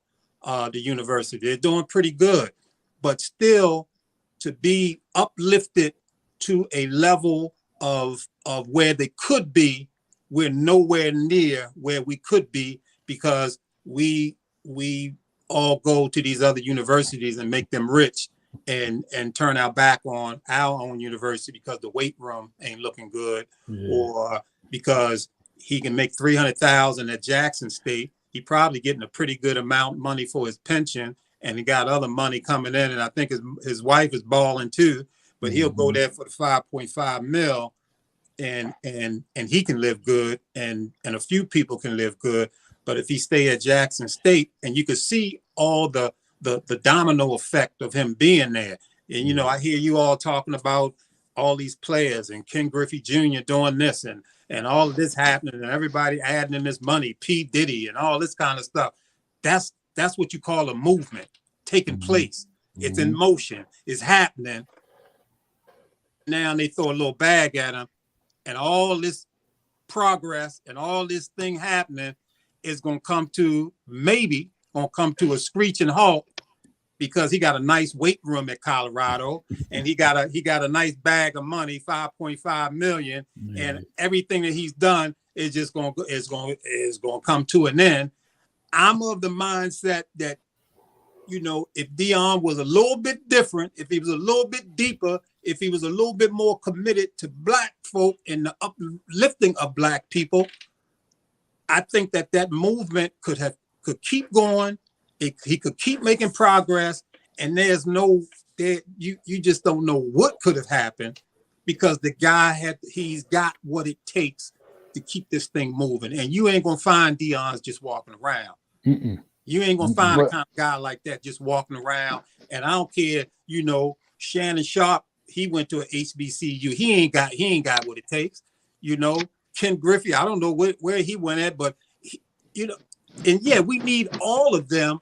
But Deion, man, Prime had that it factor, and it was a great opportunity for. I wish that he could have just stayed longer to keep this thing moving so that the domino effect could take place. And I'm afraid now that he left for a nice weight room and left for a nice $5.5 million pay salary, which ain't nothing to sneeze at. And you can't really, if somebody weighed $5.5 million in your face, that's something tough. It's difficult not to take that. Yeah. It's very difficult. But I think that the type of person who can help lead, and there's no one person who's going to be able to do anything on their own, but you do need a special leader person who can get the ball rolling, moving, and be there. And I thought that he had, on the surface at least, everything that you could see, and when you listen to him, he had what it would take to get this thing, and he's proven it. You can see what has happened. There's a whole lot of stuff going on. People throwing money. 60 minutes, was it 60 minutes? 60 minutes down there doing a story on him. I mean, it was just a movement that no one had seen before. And when you see a Negro shaking things like that, getting these recruits coming there, these top players looking like Jackson State was on the rise, and HBCUs was following right behind it. When you see that happening from a Negro, master start worrying. We got to put a stop to this. And the easiest way to put a stop to something for us anyway, for a Negro, give him some money. And somebody said, what? Give him a piece of ass and what else? Something, a gold chain. Yeah, get that. That'll stop him. And so that analogy is pretty much what they gave Deion. That 5.5 million ain't nothing but a gold chain for him. But I think it goes. But this is the way I look at it, Dean, man. And like I said, I've never spoken to Deion, but I think we getting it mixed up. Whereas that he went to Jackson State and he changed the culture and he improved the program, but he did that for him. He didn't do it for Jackson State. He went to Jackson State to coach. And then when he got there to coach, he felt like, well, goddamn, how am I coaching this shit? They don't have no fucking hot tub. They don't have no fucking weight room. I need some weight room. Okay, these guys got to look good to play good. So let me get somebody that's going to put some money in this program. I mean, I think we got the ideology that, he went down there to save the school. He went down there, the school saved him because he wanted to be a college coach. And they were the only college that offered him a job. And when he got down there, that's the main thing he always talked about, that why Mississippi State, that's only right down the street, looking like a $1 million this $1 million complex. And he looking, like his facilities is worse than the local high school. And he said, how he going to get some kids to come down there and play, and how he going to win in that type of situation? So he went to improve the whole culture, the whole climate for him, not for the school. It was for him. I think you're right when you say that. I agree with you, and he's proven it by leaving. Yeah. He's proven it. He's about himself, and that's where I say, I just wish that Deion had a little bit more, little less ego, and a little bit more heart and caring, and looking at the thing as a whole. But it's not fair to put that on him. And again, I don't want to put it on him to do that. But I'm just saying that he had the personality, he had that it factor that could have made a huge difference, and he's proven it. He's done it. He made a huge difference. But again, he was using Jackson State as a stepping stone to get his college coaching career up to a Power 5 school, and now he's done that. So he moved on, and that's why I don't know if Jackson State thought about that, but I know that because he was so successful that black folk around the country were looking at him and was putting on that Messiah label on him and hoping that he will continue to raise up the whole HBCU culture and all the schools, no matter what the sport was, to rise up. But he was trying to be a coach, and he wanted a nice weight room, and he wanted a nice paycheck, and he wanted to be a coach at a Power 5 school.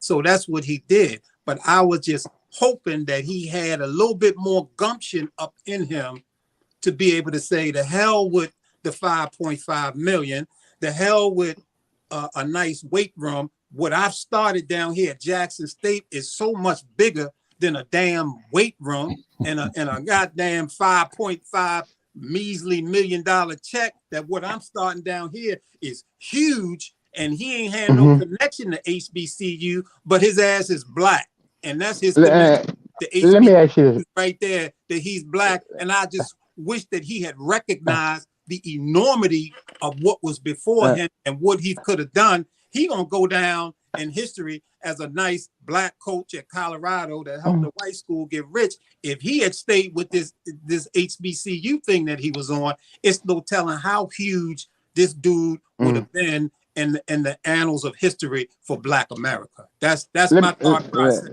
Let me ask you I'm this, Dean. still not mad at him. I'm not mad at him because I do understand.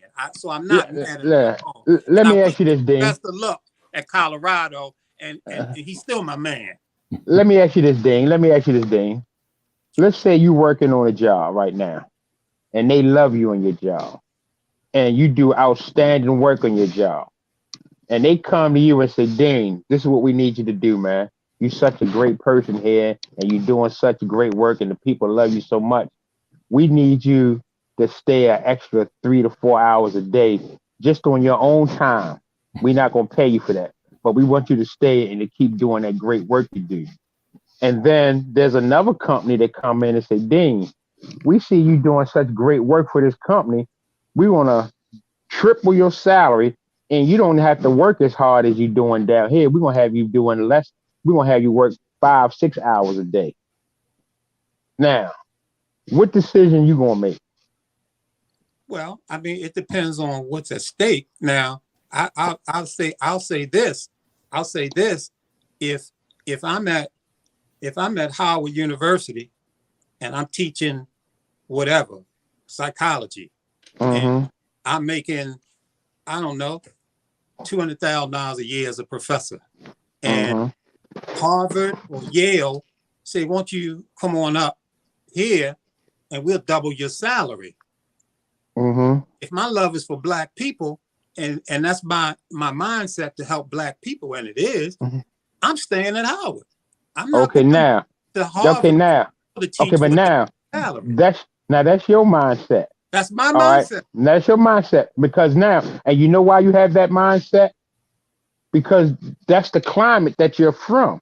Now, you saying if you're making $200,000 a year and somebody offer you more than that, now you talking to somebody like a Deion statue, $200,000. He was making way more than that shit at Florida State. He was making more than that at fucking Florida State. He was probably making more money at Florida State than Jackson State was paying him. What was he at Florida? You mean when he played there? You saying? When he played there. Oh yeah, of course. Yeah, of course. he made more money playing for Florida State than coaching for Jackson State. And I mean, and like I'm saying is that we tend.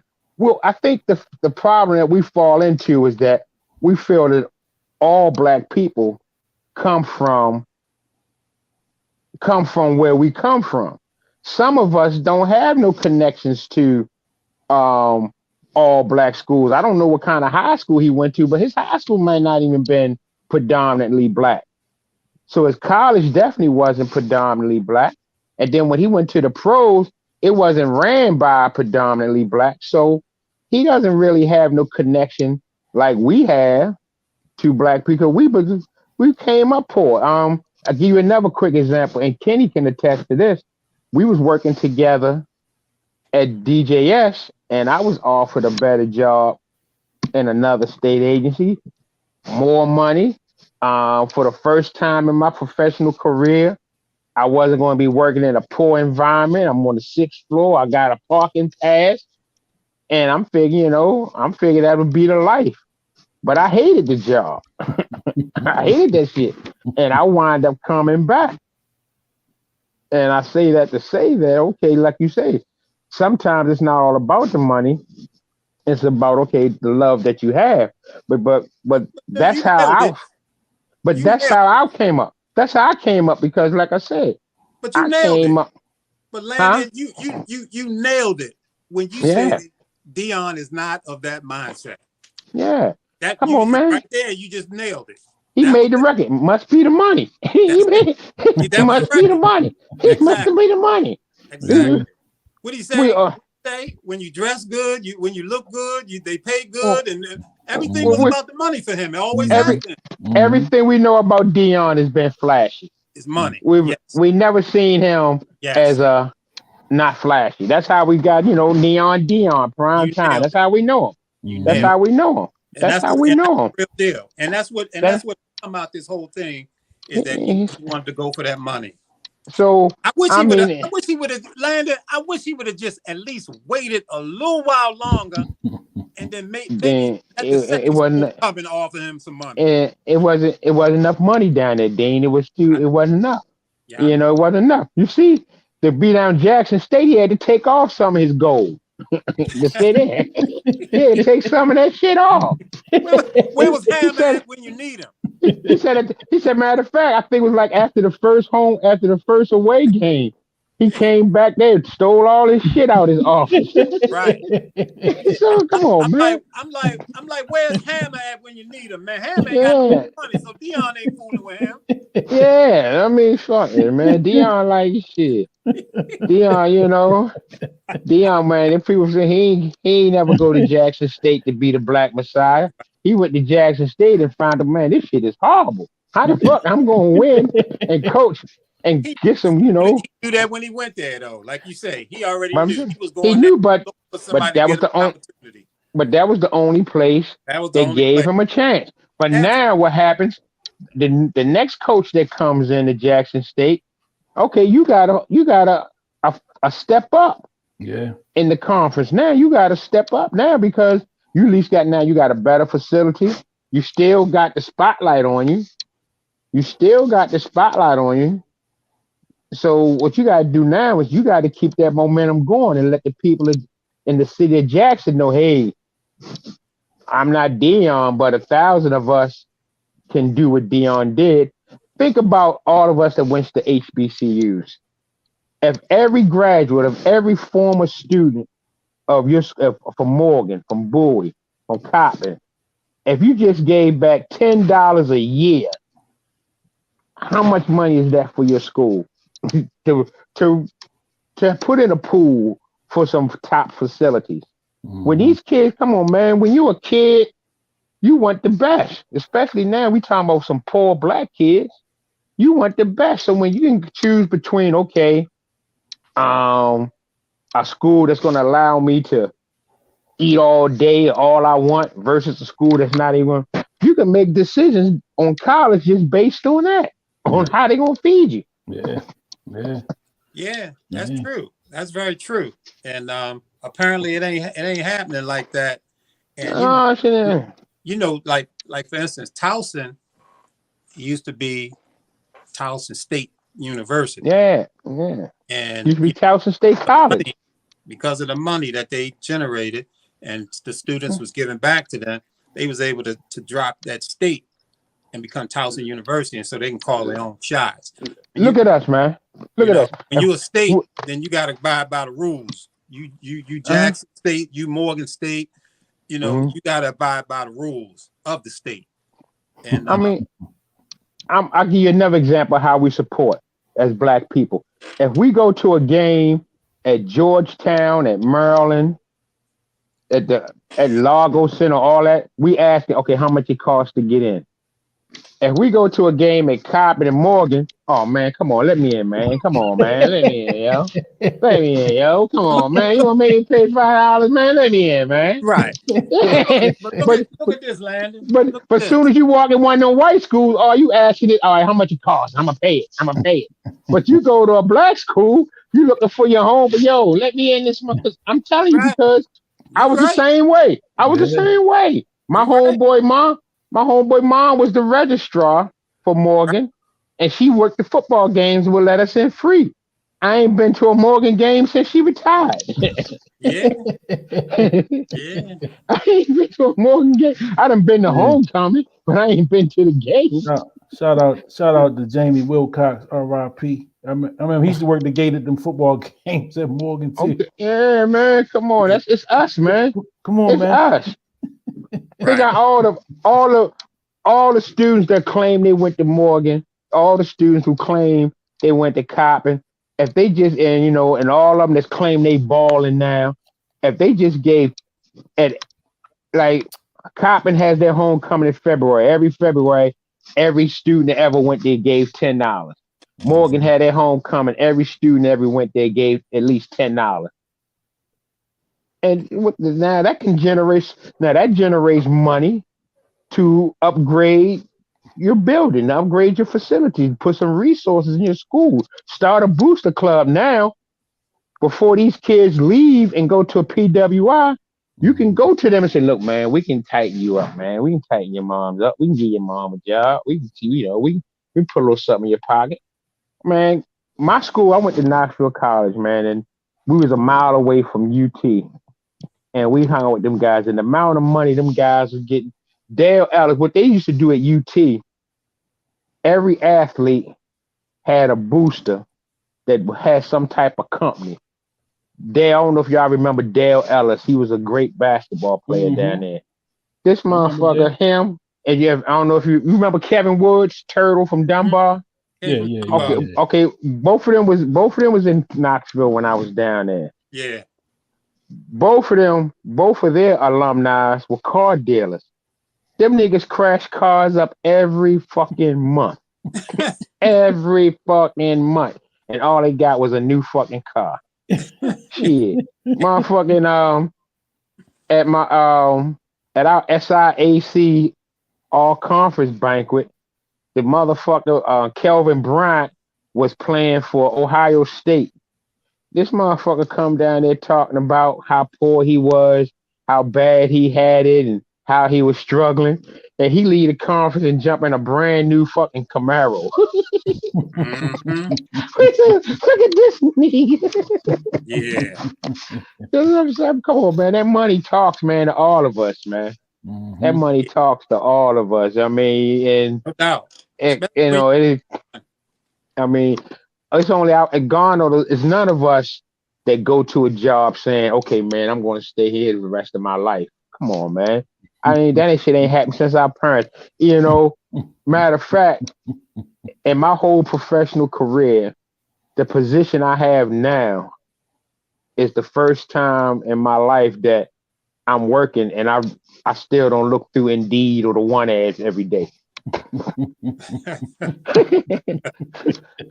Position I have. I mean, now when I was with the school system until I wanted to leave, I didn't. But man, shit, come on, man. With the whole time I was with as a case manager at DJS, I was looking in Indeed every fucking day, man. Every day, and I was just applying for shit, man. Ain't none of us going to a job saying, this is it. I mean, like I said, and when I left DJS, oh man, this is lovely. I'm out here in Towson Mall. I'm on the 6th floor.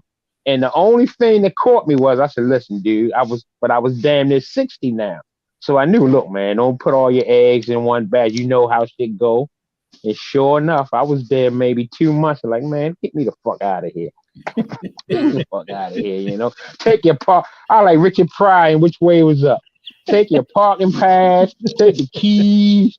Just let me the fuck out of here. I'm going to take less money. I'm going to go back. Because, man, when I left DJS, I had like a grade of a 3. But I was willing to come back as a 1 again if I had to leave that motherfucking spot. Oh, and like I said, I thought it was more money. I mean, I thought it would be more comfortable. But, once again, like I said, I was brought up a man of my people because that's all I knew. I was struggling. I always been around people struggling, so the struggle is in me. But we got black families now, man. They never had to be a part of the struggle. Dion ain't never been a part of a struggle, not since high school at least. You was willing to go back as a one? Yeah, man. Matter of fact, Yeah, I took this job in the county as a one because even though it took me back as a one, they couldn't drop my pay down. So yeah. that was the thing. But what happened, I'd accepted a job in the county as a one, and then they was like, the city said you on their list, so the city is taking you back. So I was like, okay, cool. Yeah. I come back, and then things worked out for me because then I got another promotion. But man, it's about the money, man, and living comfortable. I mean, and I don't think he was comfortable at Jeff. If he was comfortable in Jackson, he would have stayed. He wasn't comfortable, man. He wasn't comfortable. Well, I mean, I mean, again, I think you nailed it. Deion had his intention. He knew what he wanted. I mean, Yeah. all about the money and, like you say, the flash and the glam and all of that. That's Deion. And I kind of wish that if we have an individual with the that it factor that Deion has, and they went and did some coaching in basketball at an HBCU, I think there's a opportunity at basketball that you can flip a basketball program if you can just get those recruits to come there. And like I said, I always use the example of what if the Fab Five had went to Howard and balled But out. They could have turned that thing around in one season for but Howard. but let me tell you this, Dean. Let me tell you this, Dean. I was a college athlete. Dale Ellison now was a college athlete. Them niggas was getting paid for just playing. I had to have a work study job with my scholarship to get paid. So, and I loved my HBCU. But if UT would have offered me a scholarship to play and I ain't had to work, also I Oh would have yeah. took that shit. I Yeah. would have took it. In a heartbeat. I would have took it. I In a mean, heartbeat. come on, Big Red. And right now as you coaching, your kids love you. You love what you're doing. But if a bigger program come in and offer you more money, you're gonna consider it really well. You're gonna consider it, man. Out of there. You gonna consider it. Yeah. When they gonna bring shit. They brought Dion in. They had his pictures plastered all over the place. They took him to a pool. They took him to this huge weight room. They already had Coach Prime in the Colorado uniform. They treated this motherfucker like he was a new recruit. Walked him out on the field. Had the intercom, Coach Prime. Yeah. Yeah, They know. he did what pretty much everybody expected. I mean, I don't think there's any expectations that he was gonna take the Jackson State job and stay there to try to see this whole thing through. And because like you say, it wasn't his mindset to go there to save the college, to save Jackson State. He was trying to get him a college position at a Power 5 school. It Mhm. worked out that way. He wanted money. He got money. He did exactly what he wanted to do. And so it's no, I mean, what he did is what I think everybody expected. He will definitely take that money. So and I ain't mad at Deion, and 98% of folks would have done the same thing that he's done. It's going to take a rare, special individual to not take that kind of stuff. Yeah. Yeah, it would be very difficult. Oh man, even chill, man. W.E.B. Du Bois and all of them was for the people. But when it came to that loot, they was taking it. They was taking that loot, man. Yeah. Like I Yeah. said, They taking that loot. it's going to Because take a special individual. you still gotta live, man. You still gotta live, and one of the problems that you're gonna have is when you're trying to be a leader on that type of level where you're trying to change the culture and the climate of a poor community. Man, that takes time, man. That takes time and there's no pay with it. So what happens, you may be empowering others, but your personal and your family life is struggling. Mm-hmm. And you'll find out, man, that's tough. That's tough, man. I mean, we the only people, I think, we want to go to work and we want to work out 8 hours and go home, but we expect other people just to work all day, and just don't leave the job, man. Stay there. You got to stay there. I'm home from work, but you should stay there because you're doing a great job. Or I'm gonna take this position, but you need to stay in your position because you're doing a great job. No, man, them days is over, man. I mean, what happens? You just got to be a beacon of light for others. You can't save people. Like you said, you got to build from the ground up. You can't pull somebody up. That's just like trying to get somebody to stop doing drugs. You're not gonna make nobody stop doing drugs. Now, once they decide they want to improve their quality of life, you can help them improve their quality of life, but you ain't pulling people up. You can help somebody up, but you ain't pulling nobody up. Because if a motherfucker don't want to be pulled, you ain't pulling them. Man. But if somebody want to be pulled, then now you can help them. And that comes, you got to hit rock bottom. Usually when people want to change, they've hit rock bottom and they want to change. And so now they building themselves from the bottom up. Yeah. And that's our problem. We always want to look towards messiahs and people that's up the top to pull us up. And that's not going to happen. We got to pull ourselves up. And now, once we start trying to uplift ourselves, those people that we have on that pedestal, they see that and they can help further pull us up. This is why it costs. That's why these people that got these money seminars and stuff, they charge you to come. They don't just go in poor neighborhoods and tell you how to make money. They charge you for that shit. Yeah. They charge you for that shit. Knowing they got millions and I ain't got shit, but you want me to pay you? You want me to pay you? Yeah. And they ain't talking about $59.99 neither. They want a couple thousand. You better not miss out on this opportunity to learn how to give me more money. Oh man, it's a sad, it's a sad state we in, but only us poor people what we looking out for other poor people. People with money don't give a fuck about us, man. They don't give a damn. Y'all can walk. Yeah, fellas, well, great, wrap it on up. All right, man. Great talking to you guys. It's been an interesting conversation. Definitely. I think once more information come out, and I'm sure it's going to be some more stuff coming out about it. So then we got to get together, man, and help out high school, man. Merville done gone down, man. Yeah, I know. Merville's gone down, man.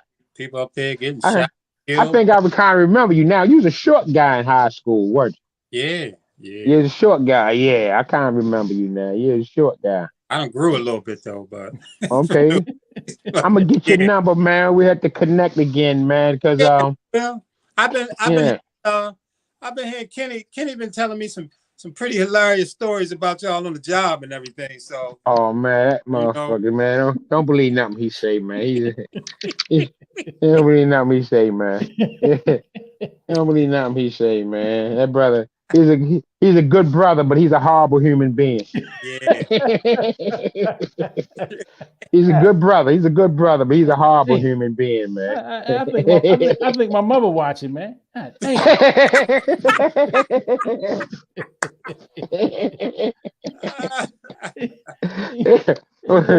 gonna sling me under the bus. Mom know it ain't her fault. She knows she set you on the straight and narrow. Maybe it must have happened between Dundalk and Coppin. I think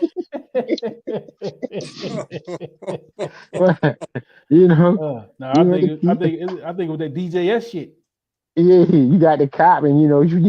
You go to these black colleges, we forget all our morals and values for a minute.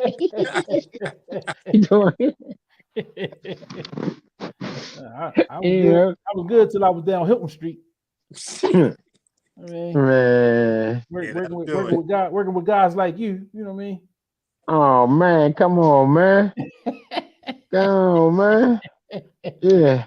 Yo, Dean, they had we supposed to be down there working. They got a singing group going on. Every time I walk in the office, man, I'm out there working hard, seeing kids, writing reports. I come in the office, they practicing like they the Temptations shit. Him and two other guys. I'm like, y'all niggas ain't got no work to do and shit. See, I'm he ain't tell me that like, story. yeah, man. I'm like, you know, I mean, yeah, and look, he must have been there about maybe 3 months. He know all the ladies from every office, from every office. I'm like, damn. I'm like, how the fuck he know her? She don't work in his office. He only been here 2 months. I ain't surprised about that one. I I'm not left surprised. when I left. He was there for a month. I came back like 3 months later. He knew everybody and we got like 3 offices. He knew all the ladies, all of them, all of them. Now, he talking about a group. He talking about we was the group. Now, how you get your name? I just talk about y'all. Because you wanted to be, you ain't want to be in the group. Yeah, I couldn't be. You just got that Eddie Kane. Ain't nobody coming to see y'all, nigga. I'm out there having to work. I said, these niggas must be hitting their supervisor or something. I gotta be out here doing real work and shit. Now. Mm-hmm. Yeah, you must be. He talking about real work. He talking about he was doing real work. The solo artist. He's a solo artist now. Solo. A solo artist. You know Yeah. what I'm saying? Eddie Kane. That's how he got his name. Eddie Kane. Look, you know, Dang. Wait a minute. I come in. Land, they called you Eddie Kane. Look, dang. I come in the office 8 o'clock in the morning. They there. I leave out. I gotta visit all these kids. I come back. They still there. Talking about they going to lunch and shit. When we go to lunch. Now we only get 30 minutes for lunch. They go to lunch. They gone 2 hours. Come back, eat their lunch for another hour. Start singing again. Stop singing. So how long has it been since y'all worked together? It's been about a year now. Oh, okay. Longer than that. I left there in 2019. You left in 19? Yeah. Yes. Yesterday was my 3-year anniversary on my job I'm on now. Wow. Okay. Well, you know what? Well, you left right after I left. Yeah, I left right after you. Because it was like a roller coaster of motherfuckers leaving after you left. Because I left August of 2019. Yeah, I was gone November. Silky was gone October. Gina Clay left. Goddamn Jack left. Yeah, everybody got up out of there.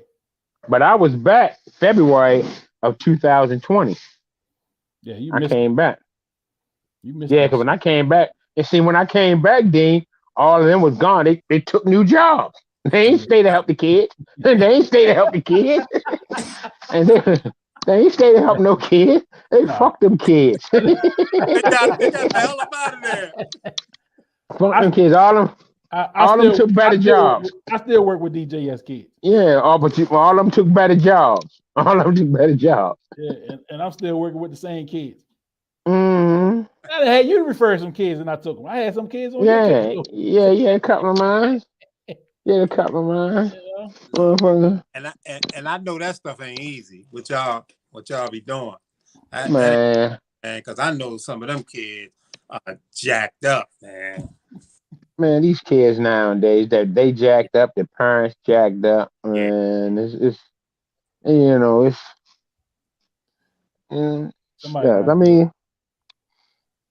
mean, even look at our black colleges now, man. You never heard. I know when I went to school, man, you ain't hear these type of shootings at the school, man. Like, god damn, Morgan. I don't know how many shootings Morgan done had in the last couple of years. Yeah, crime is terrible, man, at these colleges.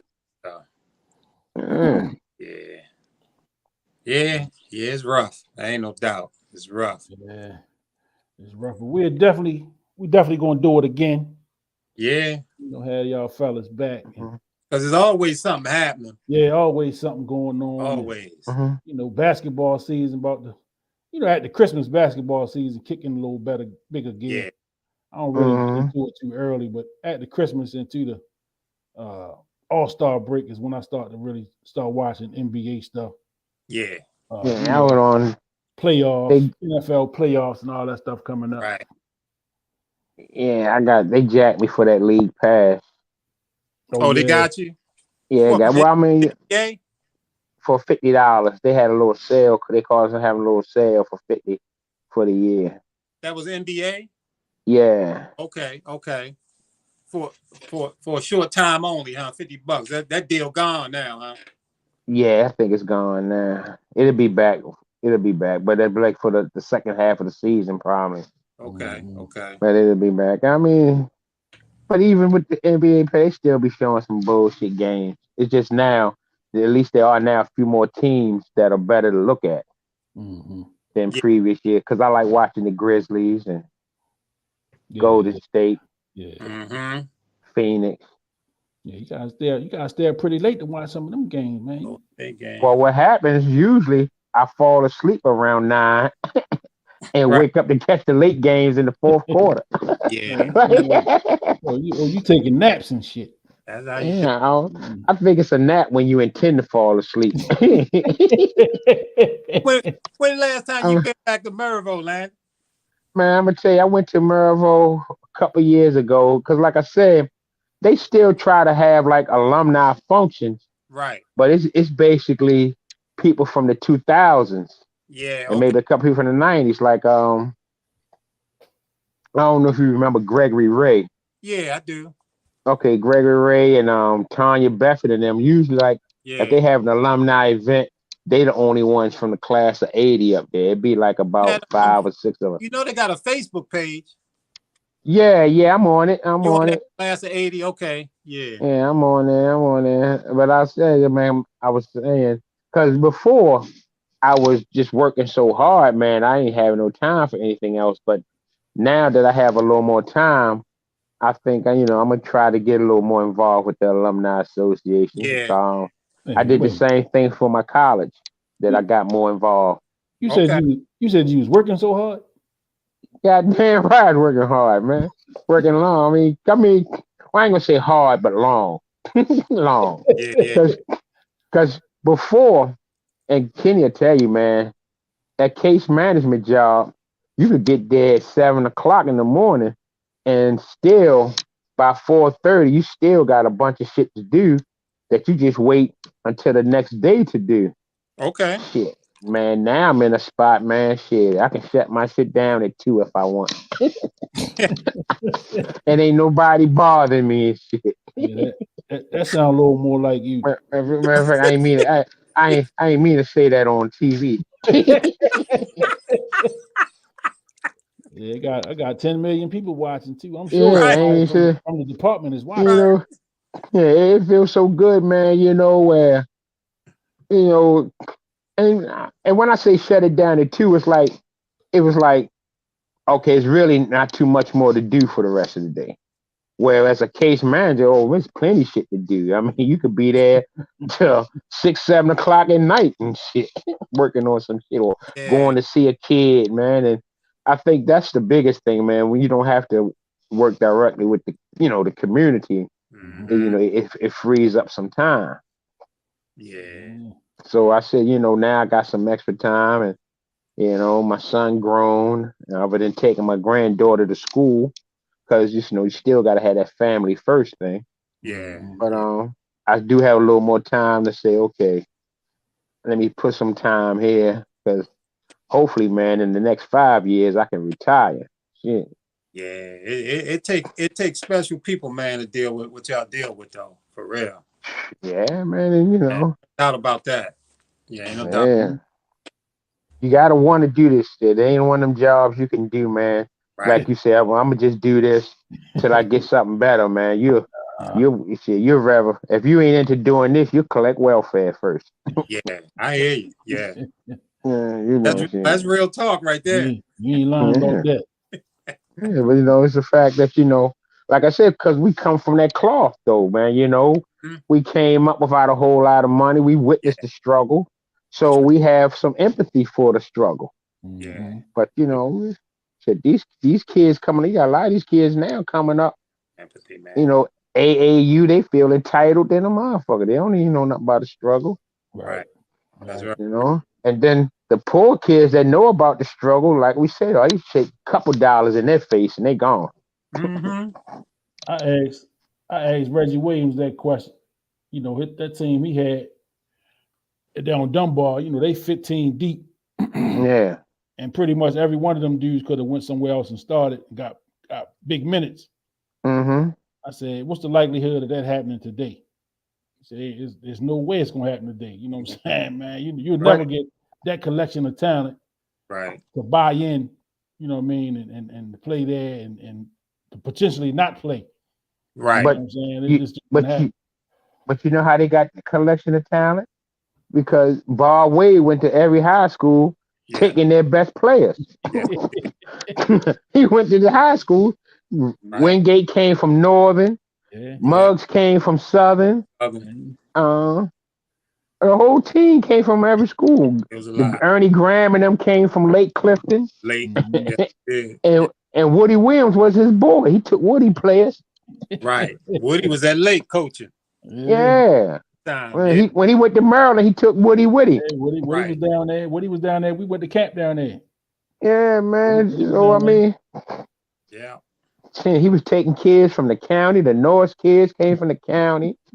Yeah, I guess he did have a hell of a team. He was the first one. He was the first coach I know to start that was doing that. Yeah, he was the first coach I knew. But even let me play the devil's advocate here. Even that he was doing the recruiting or whatever, the kids had to want to be there. You want? I mean, now because he's a good coach, and who don't want to win? Who don't want to win? They had to want to be there, and they had to buy in to you leaving Mervo or Patterson or wherever you're coming from, and you can come here and you might not play. You're probably not going to play as much. That's a hell of a sales day. But you're going to win. You're going to win, and at that time, Dunbar was like a college team. Yeah, they was going to Hawaii. Matter of fact, that was the whole thing about Dunbar, that they brought in this new rule because during basketball season, man, they wasn't even in school.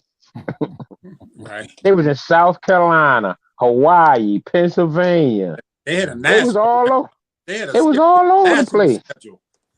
Yeah, I mean, it was all over the place. Mm-hmm. So I mean, I mean, to give you another prime example of a poor kid, what a poor kid would do. At Merville in the 10th grade, I made the varsity baseball team. I played baseball. I didn't start as a 10th grader, but I was the only 10th grader on the team. Okay. I think, and Mr. Haney was, he was kind of grooming me. Oh, Haney to play baseball. That's right. Yeah. So now my junior year, because I lived with my pops. My pops was at that time I started living with him. He's a single father, so he ain't had no loot. So my junior year, I had to quit baseball, and I got a job. Now my senior year, I had been at the job so long, I was able to just work the 8 hours on the 16 hours on the weekend, so I could play sports. But because the track team had these badass track suits, when I came back, I went to join the track team just to get a track suit. Just to get a track suit. Because, they had the Mervo Athletics on the back. It had your name on the front. And it was at that time, the track suits with the zipper on the leg had just came out. There was the zipper on the leg. That was Hendrix. And, Hendrix, right? Yeah, Hendrix. And I'll tell you. But like I said, a poor black kid just, show a tracksuit in my face, I'm gone. I'm gone. The track team was traveling all over the place. The baseball team was getting their ass kicked. So I'm like, yeah, I'm gonna go ahead. I'm gonna go ahead and run track, huh? Right. Yeah, I'm gonna look, and I look, it got kicked out the track team for not going to practice and shit. was you able to keep the suit? Man, let me tell you, Dean. Let me tell you how bad my luck was. I might have had the suit 1 week before I ripped that shit up. Damn. I had the suit because I only got it, because I want the track suit. I didn't even really want to be on the track team. Yeah. So I got the track suit on, and I'm jogging up to the basketball court. I'm showing off my new suit. I'm jogging up to the basketball court. I'm gonna take it off at the court. But like I said, it had the zipper leg, and somehow my foot got caught in the zipper part of the leg and ripped one leg off. It ripped the whole side off. I may have had the suit about a week before I could only wear the jacket. Wow. Yeah, man. Oh man. Yeah, so I mean, but Was you out there? I know you trying to cut it short. Landon, was you out there on the field that day that man's died? died? Yeah, that was. I'm gonna tell you. Here's another story. We were in the same class. The reason why he played football because I got him to play because we were all in electrical construction, and I was the only one that played as a 10th grader. And my 11th grade year, it was a few of the other guys said they was coming out because we all talked about and played sports. And John Mans went in for me on the kickoff team. Oh, for real? He went in for me on the kickoff because he wasn't playing. Yeah, he went in for me, and this is how the story get crazier. The whole day, we were talking about going to the Western dance that the Saturday after the game. Mm-hmm. When John got hurt and he went to the hospital, Saturday morning, I get up, I grab the paper, I call his house to see how he's doing.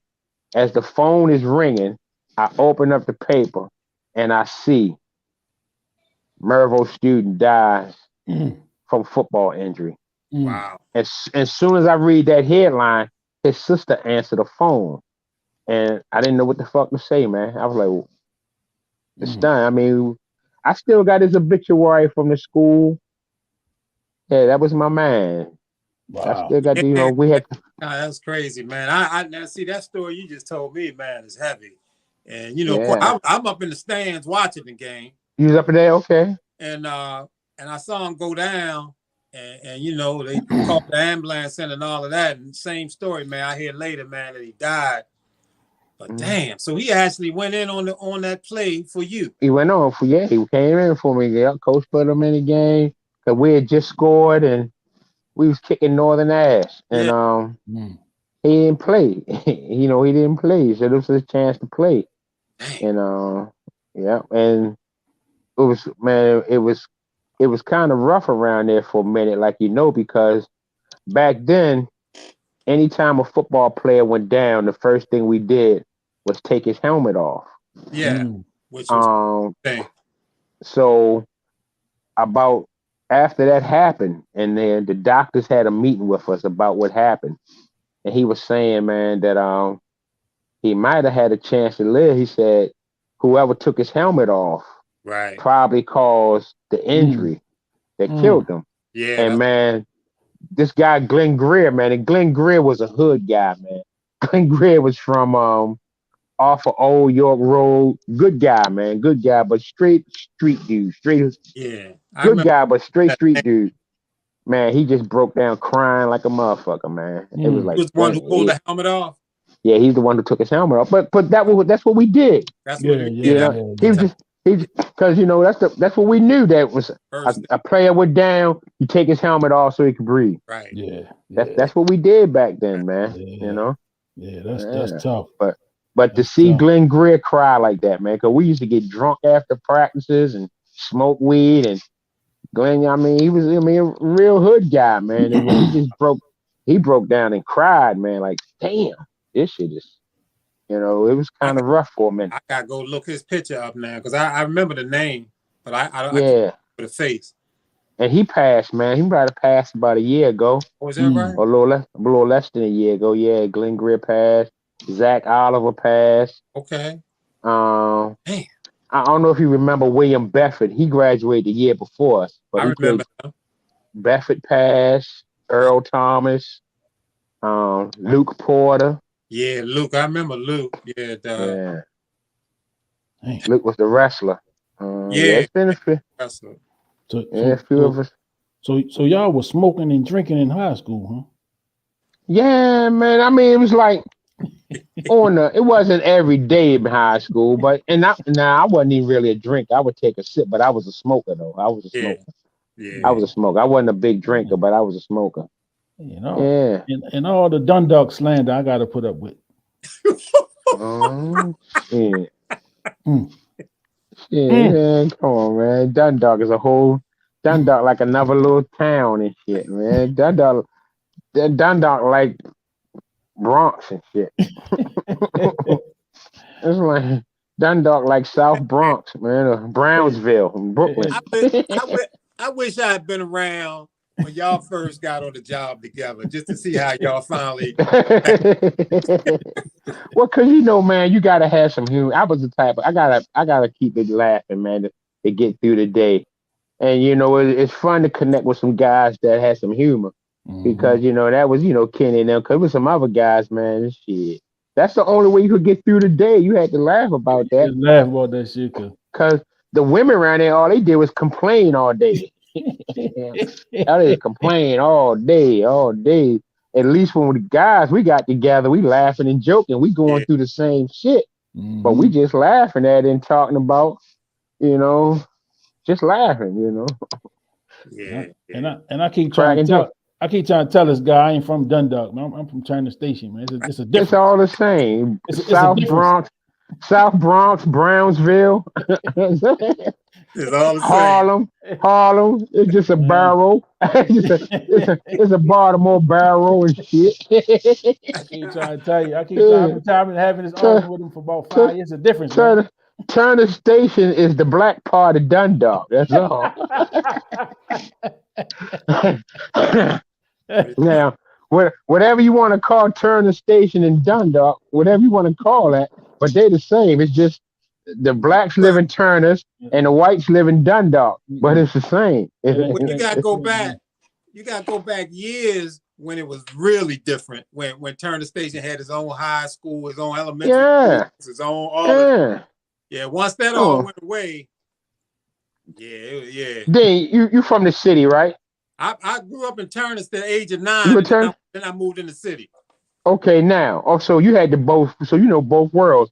Now Oh, when you moved to the city, we thought Turners and Dundalk was the country, man. Like, god damn, yeah, these niggas is crazy. These right, niggas is crazy over here. right. I took some of the city boys down there, Uh, Turners. They couldn't believe it, man. Monty Benjamin used to say, "Man, a damn projects with trees and yeah, grass. So I ain't never seen nothing like this before." Turner Station, Cherry Hill, West, man. All this all shit all the same. Like that's not even a part of Baltimore, man. I don't know where y'all guys from, yo. See, the thing about Turner Station, man, was that we had water, Yeah. and he used to always say, "Man, y'all got that basketball court, man, sitting right on the water." The only good thing about Turners was that the older people from Turners was like good down home country folk. It was like good, down home people. But their kids, oh shit, them niggas. Yeah, started fading, man. the, Yeah, the, yeah. the 70s and 80s adults from Turners, yeah, they was decent people. But their kids, oh hell, man. Hey, boy, you gonna get some comments on this one, Ken. All The the Turner kids, Station yo, people watching. yo. We used to go down Turners, be like, yo, what the fuck is going on down here? Turners, O'Donnell Heights. Like, yo, what the world? Y'all niggas on some next shit down here, man. Right. and this is the type of slander I had to put up with. I'm just stating the obvious, brother. I was just trying to do my 8 hours and work with these kids, and You know, You trying?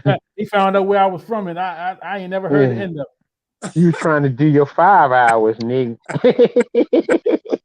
You trying to do your 5 hours? it. Yeah. We was in there working overtime, man. Shit, I'm in there work. We was locking the doors on the motherfucker. I'm in there working hard, Dean. They going to lunch and motherfuckers sitting inside Chick-fil-A and shit. Oh, goddamn. I gotta, they getting Chick-fil-A lunch. I gotta wait till Safeway got a sale on chicken. That's how I'm eating and shit. I gotta wait till Mondays. That niggas going Chick-fil-A and shit. And that deal was. Do they still got that deal on Mondays? They still got the deal, but it's not cheap like that anymore. Yeah, because you put me on that. I went over there a couple times. I said, God damn. Shit, I was there every Monday for one time. Yeah, see, because I took Jeff. That's because you was a solo act. You ain't want to tell everybody else. You know what I mean? You was on your Eddie Kane shit. You ain't want to be part of the group.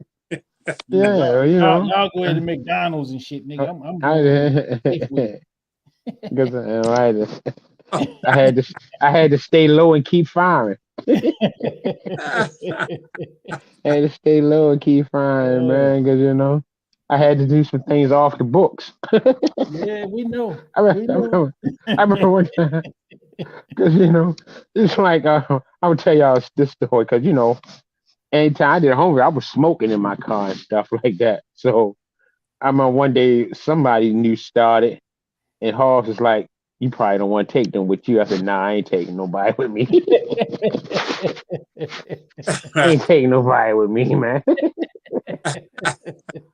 Well, we're like, "How come you don't never use a state car?" Nah, I don't need a state car.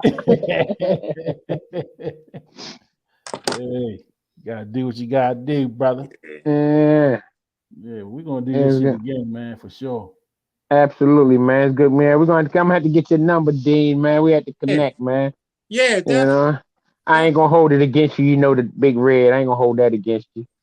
We got that's part of our nature, man. We need to reach out to the to the deviants. We need to.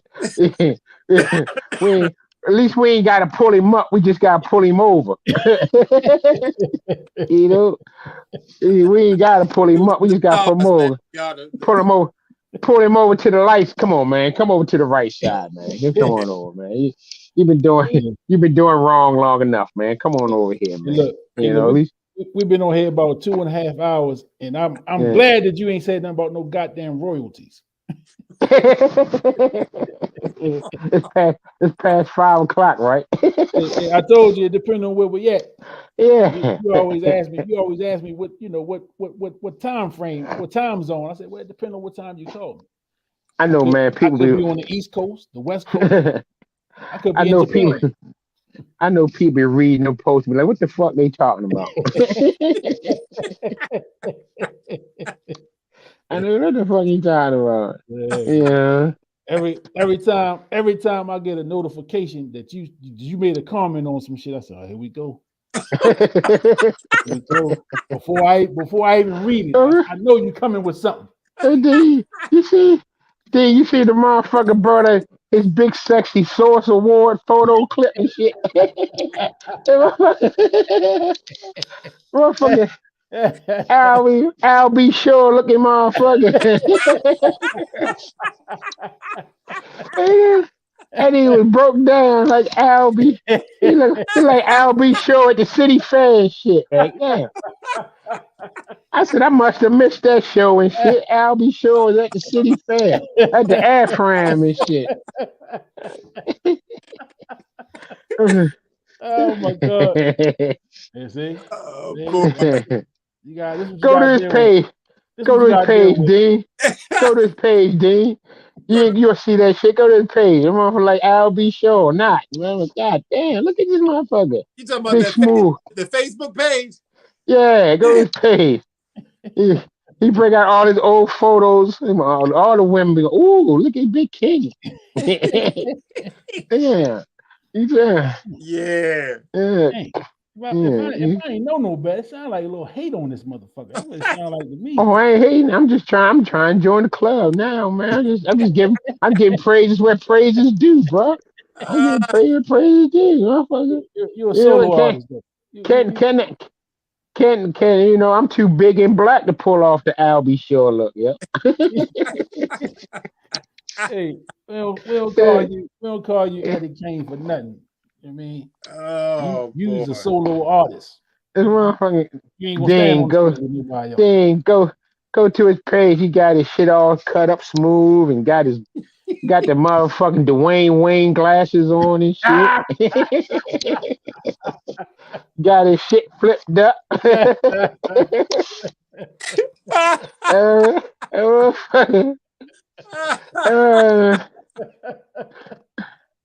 Oh my god.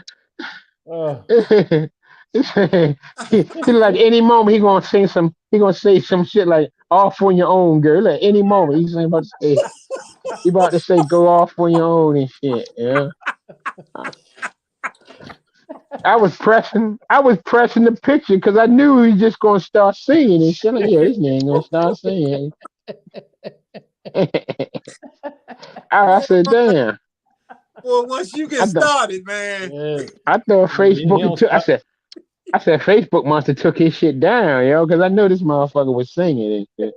That motherfucker was kneeled down. Can I talk to you? He was in the "Can I talk to you" kneel and everything. Pull that shit up, Dean.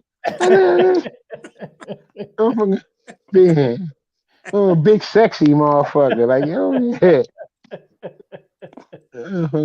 I said that's why there's no virgins in Dundalk and shit. Motherfucking Big Kenny done been through that motherfucker, yo. I'm about to mute your ass, man.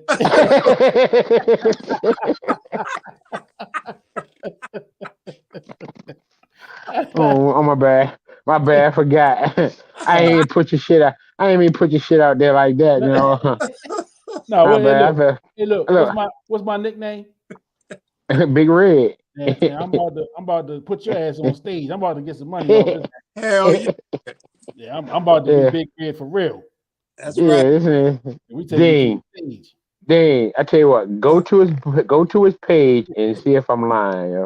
That motherfucker got the clean, you know, he got his shit all groomed up. He got his Dwayne Waynes on. That motherfucker got the old Fila sweatsuit on and shit with the Fila sneakers. You know when the Fila suit was hot and shit, man. Everybody had I probably about 18 on them pictures. 18 or something. Yeah. Mm-hmm. Yeah, up and coming. You know what I mean? Up and coming. Yeah. Up and coming. I was up and coming star. Up and coming star. Go to his page, man. Look at it. You'll see him. I said, damn, look at it. Couldn't tell me nothing. I can see. Oh, you got some jokes, Landon. I'm just stating the obvious. This shit may sound funny, but go to his page. You see, I ain't lying. Go to his page. You be like, yo, this motherfucker about to break out in a song, yo. He look, he was taking a picture for Vibe magazine on the cover and shit. Like, yo. I asked, is this a Vibe cover magazine, yo? Oh boy. The Big Kenny release party and shit. Like, god damn. You said you was pressing the picture because what song was supposed to play? I thought he was going. I pressed the picture. I said, get her off on your own, girl. Off on your own. You better get off on your own, girl. I'm like, damn. I knew that shit was gonna start playing or something. Kenny, you gotta mute him, man. And I thought I just knew. I was looking for that shit to play, man. I said, this shit got there. I said, he must have took off. I said, if Facebook must have just took the music away because he had the rights to that shit no more. And this is all the time. All the time. This is all the time, man. He used Man. to call me. He used to call me when I had his clients, right? He'd call me, man, Wilkes, what's going on with such and such? What y'all been doing for the last month? I give him the rundown, and as soon as I give him the rundown, here we go. Here we go. And then we on the phone another 45, 50 minutes with this shit. You know what I'm saying? Then he want to get professional at the end. Say, man, let me run, man. I got to do some work. Man, fuck out of here, man. You been over here cutting up for the last 60 minutes. Now you want to do some work. Dean, go to his page. Go to his page, Dean. Go to his page, Dean. Go to his page and tell me that motherfucker wasn't posing for the Source magazine. Yeah. Go ahead. He can't tell me that was a lost photo from the Source Awards and shit. Yeah. Oh shit! I said, was this nigga was he part of public announcement or something? God damn.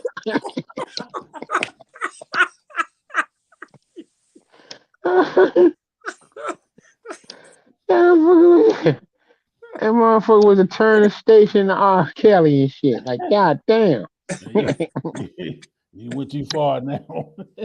But you was Our age, man, we can't laugh this hard, Landon. Oh man. Okay. Man, I can't. That motherfucker, hey, yo, we laughing, but that nigga was serious, Dean.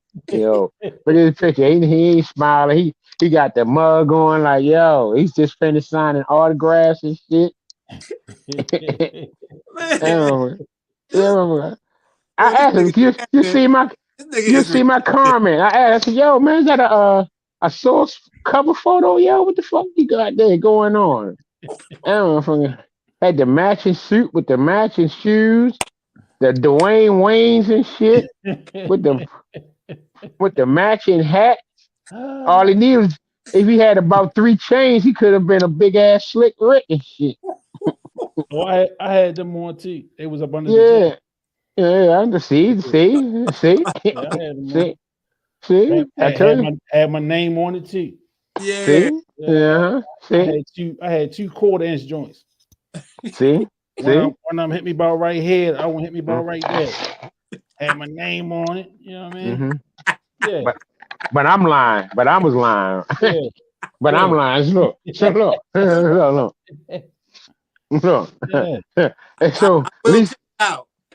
So at least he did verify the change. See? Look. It was sign of the times, man. Sign of the times. I mean, you had sign.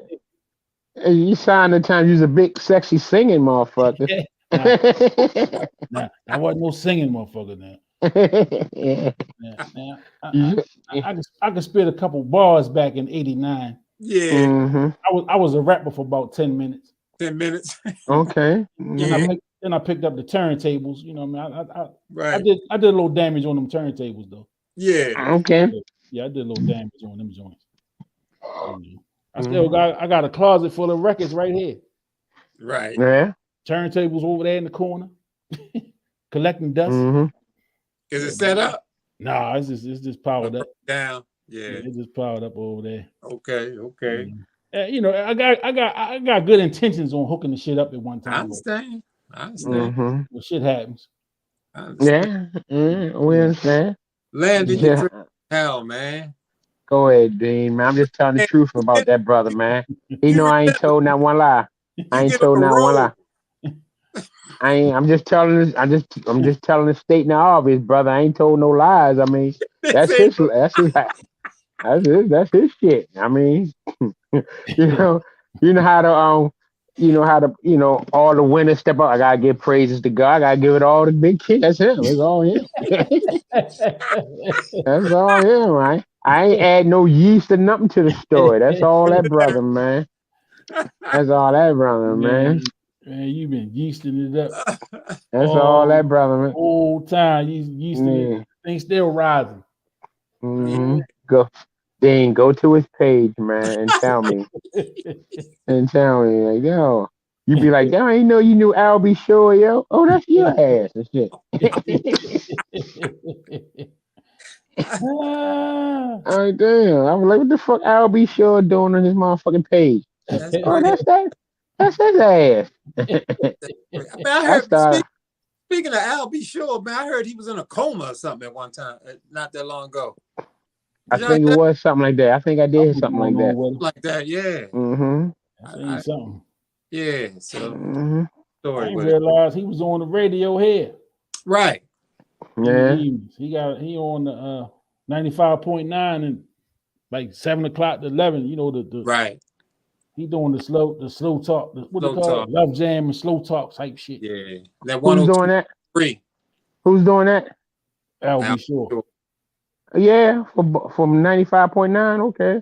Yeah, it's like a syndicated show. Syndicated show. Okay. It's All right. syndicated, but he on the air here Monday through Oh. Sunday through Thursday. Thursday. Okay. Yeah, Sunday to Thursday. Okay. So You when guys keep up with each other, huh? when you and your old lady, you know what I mean.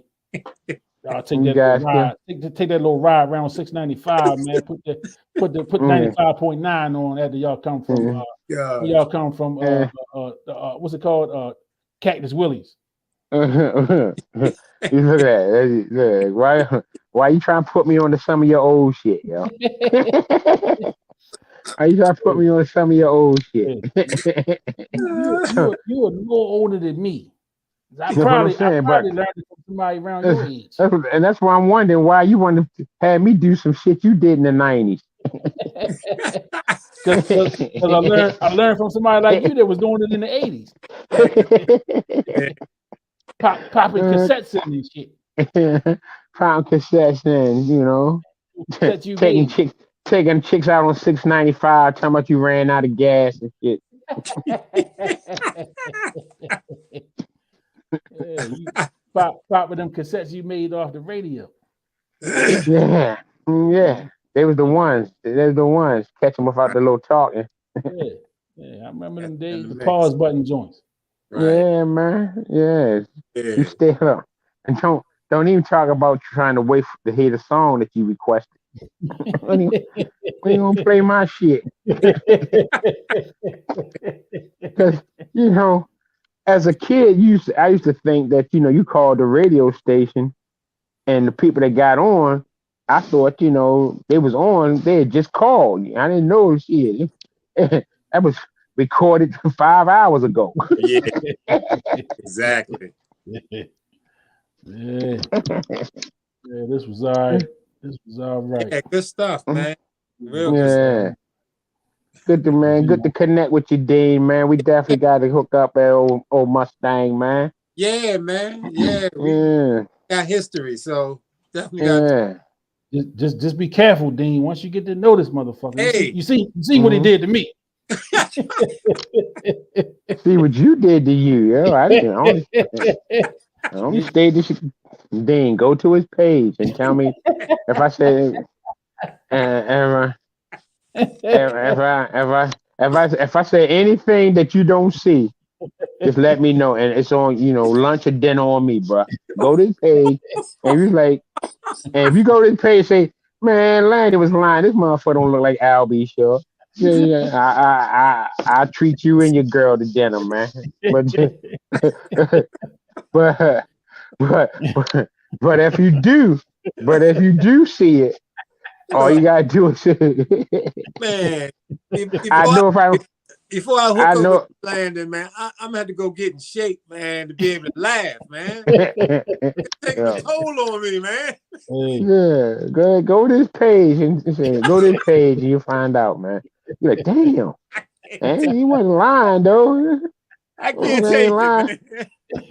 I looking for the mom. I thought, because you know how you see somebody's picture and then you flip through the pictures. I was like, okay, I'm gonna see this nigga with a Grammy or some shit. And a Soul Train award or something. God damn, this motherfucker. I know the next picture he holding up an NAACP, a Dundalk Owl or something. Look at this nigga, yo. He got his shit all broken down and shit. all the ladies on there. I remember this, Kenny. I remember when you was at. I remember you was at the Oh my Patapsco God. skating rink. Oh I man. I remember you was at Patapsco skating rink. I remember you was at Painters Mills and shit like that. I don't know. Watch you see the comments. Was this at Painters Mills? Oh, Was this boy. was, was this Afram 92 and shit? That motherfucker used to, the new marks used to open up for him and shit. Man, it's time to go. Kenny, you got in this, man. The new marks. The new marks used to open up for him back in the day, yo. I'm surprised Kevin Lyles ain't signed his ass. He should have. He should have been. He should have did "Girl, You Know It's True" before Milli Vanilli and shit. Hey, Yeah, I got a version of that on tape. I believe you do. It wasn't called "Girl, You Know It's True" though. But yeah. Yeah, I know you got some. Yeah, we know you got some shit. I got some shit now. But I'm talking. But I'm lying and shit. Dean, bro, You are. go to his page and tell me. You gonna say, "Damn, that's the picture you talking about right there," and then you gonna want to flip, and you gonna know you gonna want to flip that. I know this motherfucker got another picture here. He holding up an NAACP award. He beside Bernadette Stannis or something. This motherfucker too smooth on this motherfucker. I know it's another picture. This motherfucker got the band or something behind him or something. I was looking for band pictures. I thought I might see him next to Thelma from Good Times or some shit. And I'm like, yo. You seen that one. Yo, this man. You definitely seen that one. I mean, Big Kenny. Look at all ladies' comments. Oh, yeah, I remember you. You look just like Heavy D on this one. Yeah, was this at the Cherry Hill Festival? Was this? Was this at Patapsco Arena? Yo, I ain't know his mom was performing like that and shit. Something's wrong with you, Landon. This was every day at work. This is how we got this work done. I'm had to. He's the first. I think he was the first Baltimore guy that had break dancers. Yeah. I think he's the first Baltimore guy who had break dancers. Take this man. I want to honestly say I think he was the first Baltimore cat that had break dancers on stage with him and shit. I can't prove that one, but it's just my hunch. You know. I'm peeping his rep report. And it sounds like okay, yeah. He the first Baltimore like. After the new marks opened for him, he came on stage with some breakdancers and shit. Remember how Luke started? Luke used to have the fine fat babes on there. Uncle Kenny. Hey, let me log off this motherfucker. Yeah, man. Hey, y'all, man. He ain't gonna stop. Hey, we out. You're not gonna stop. Man. That's how you end it.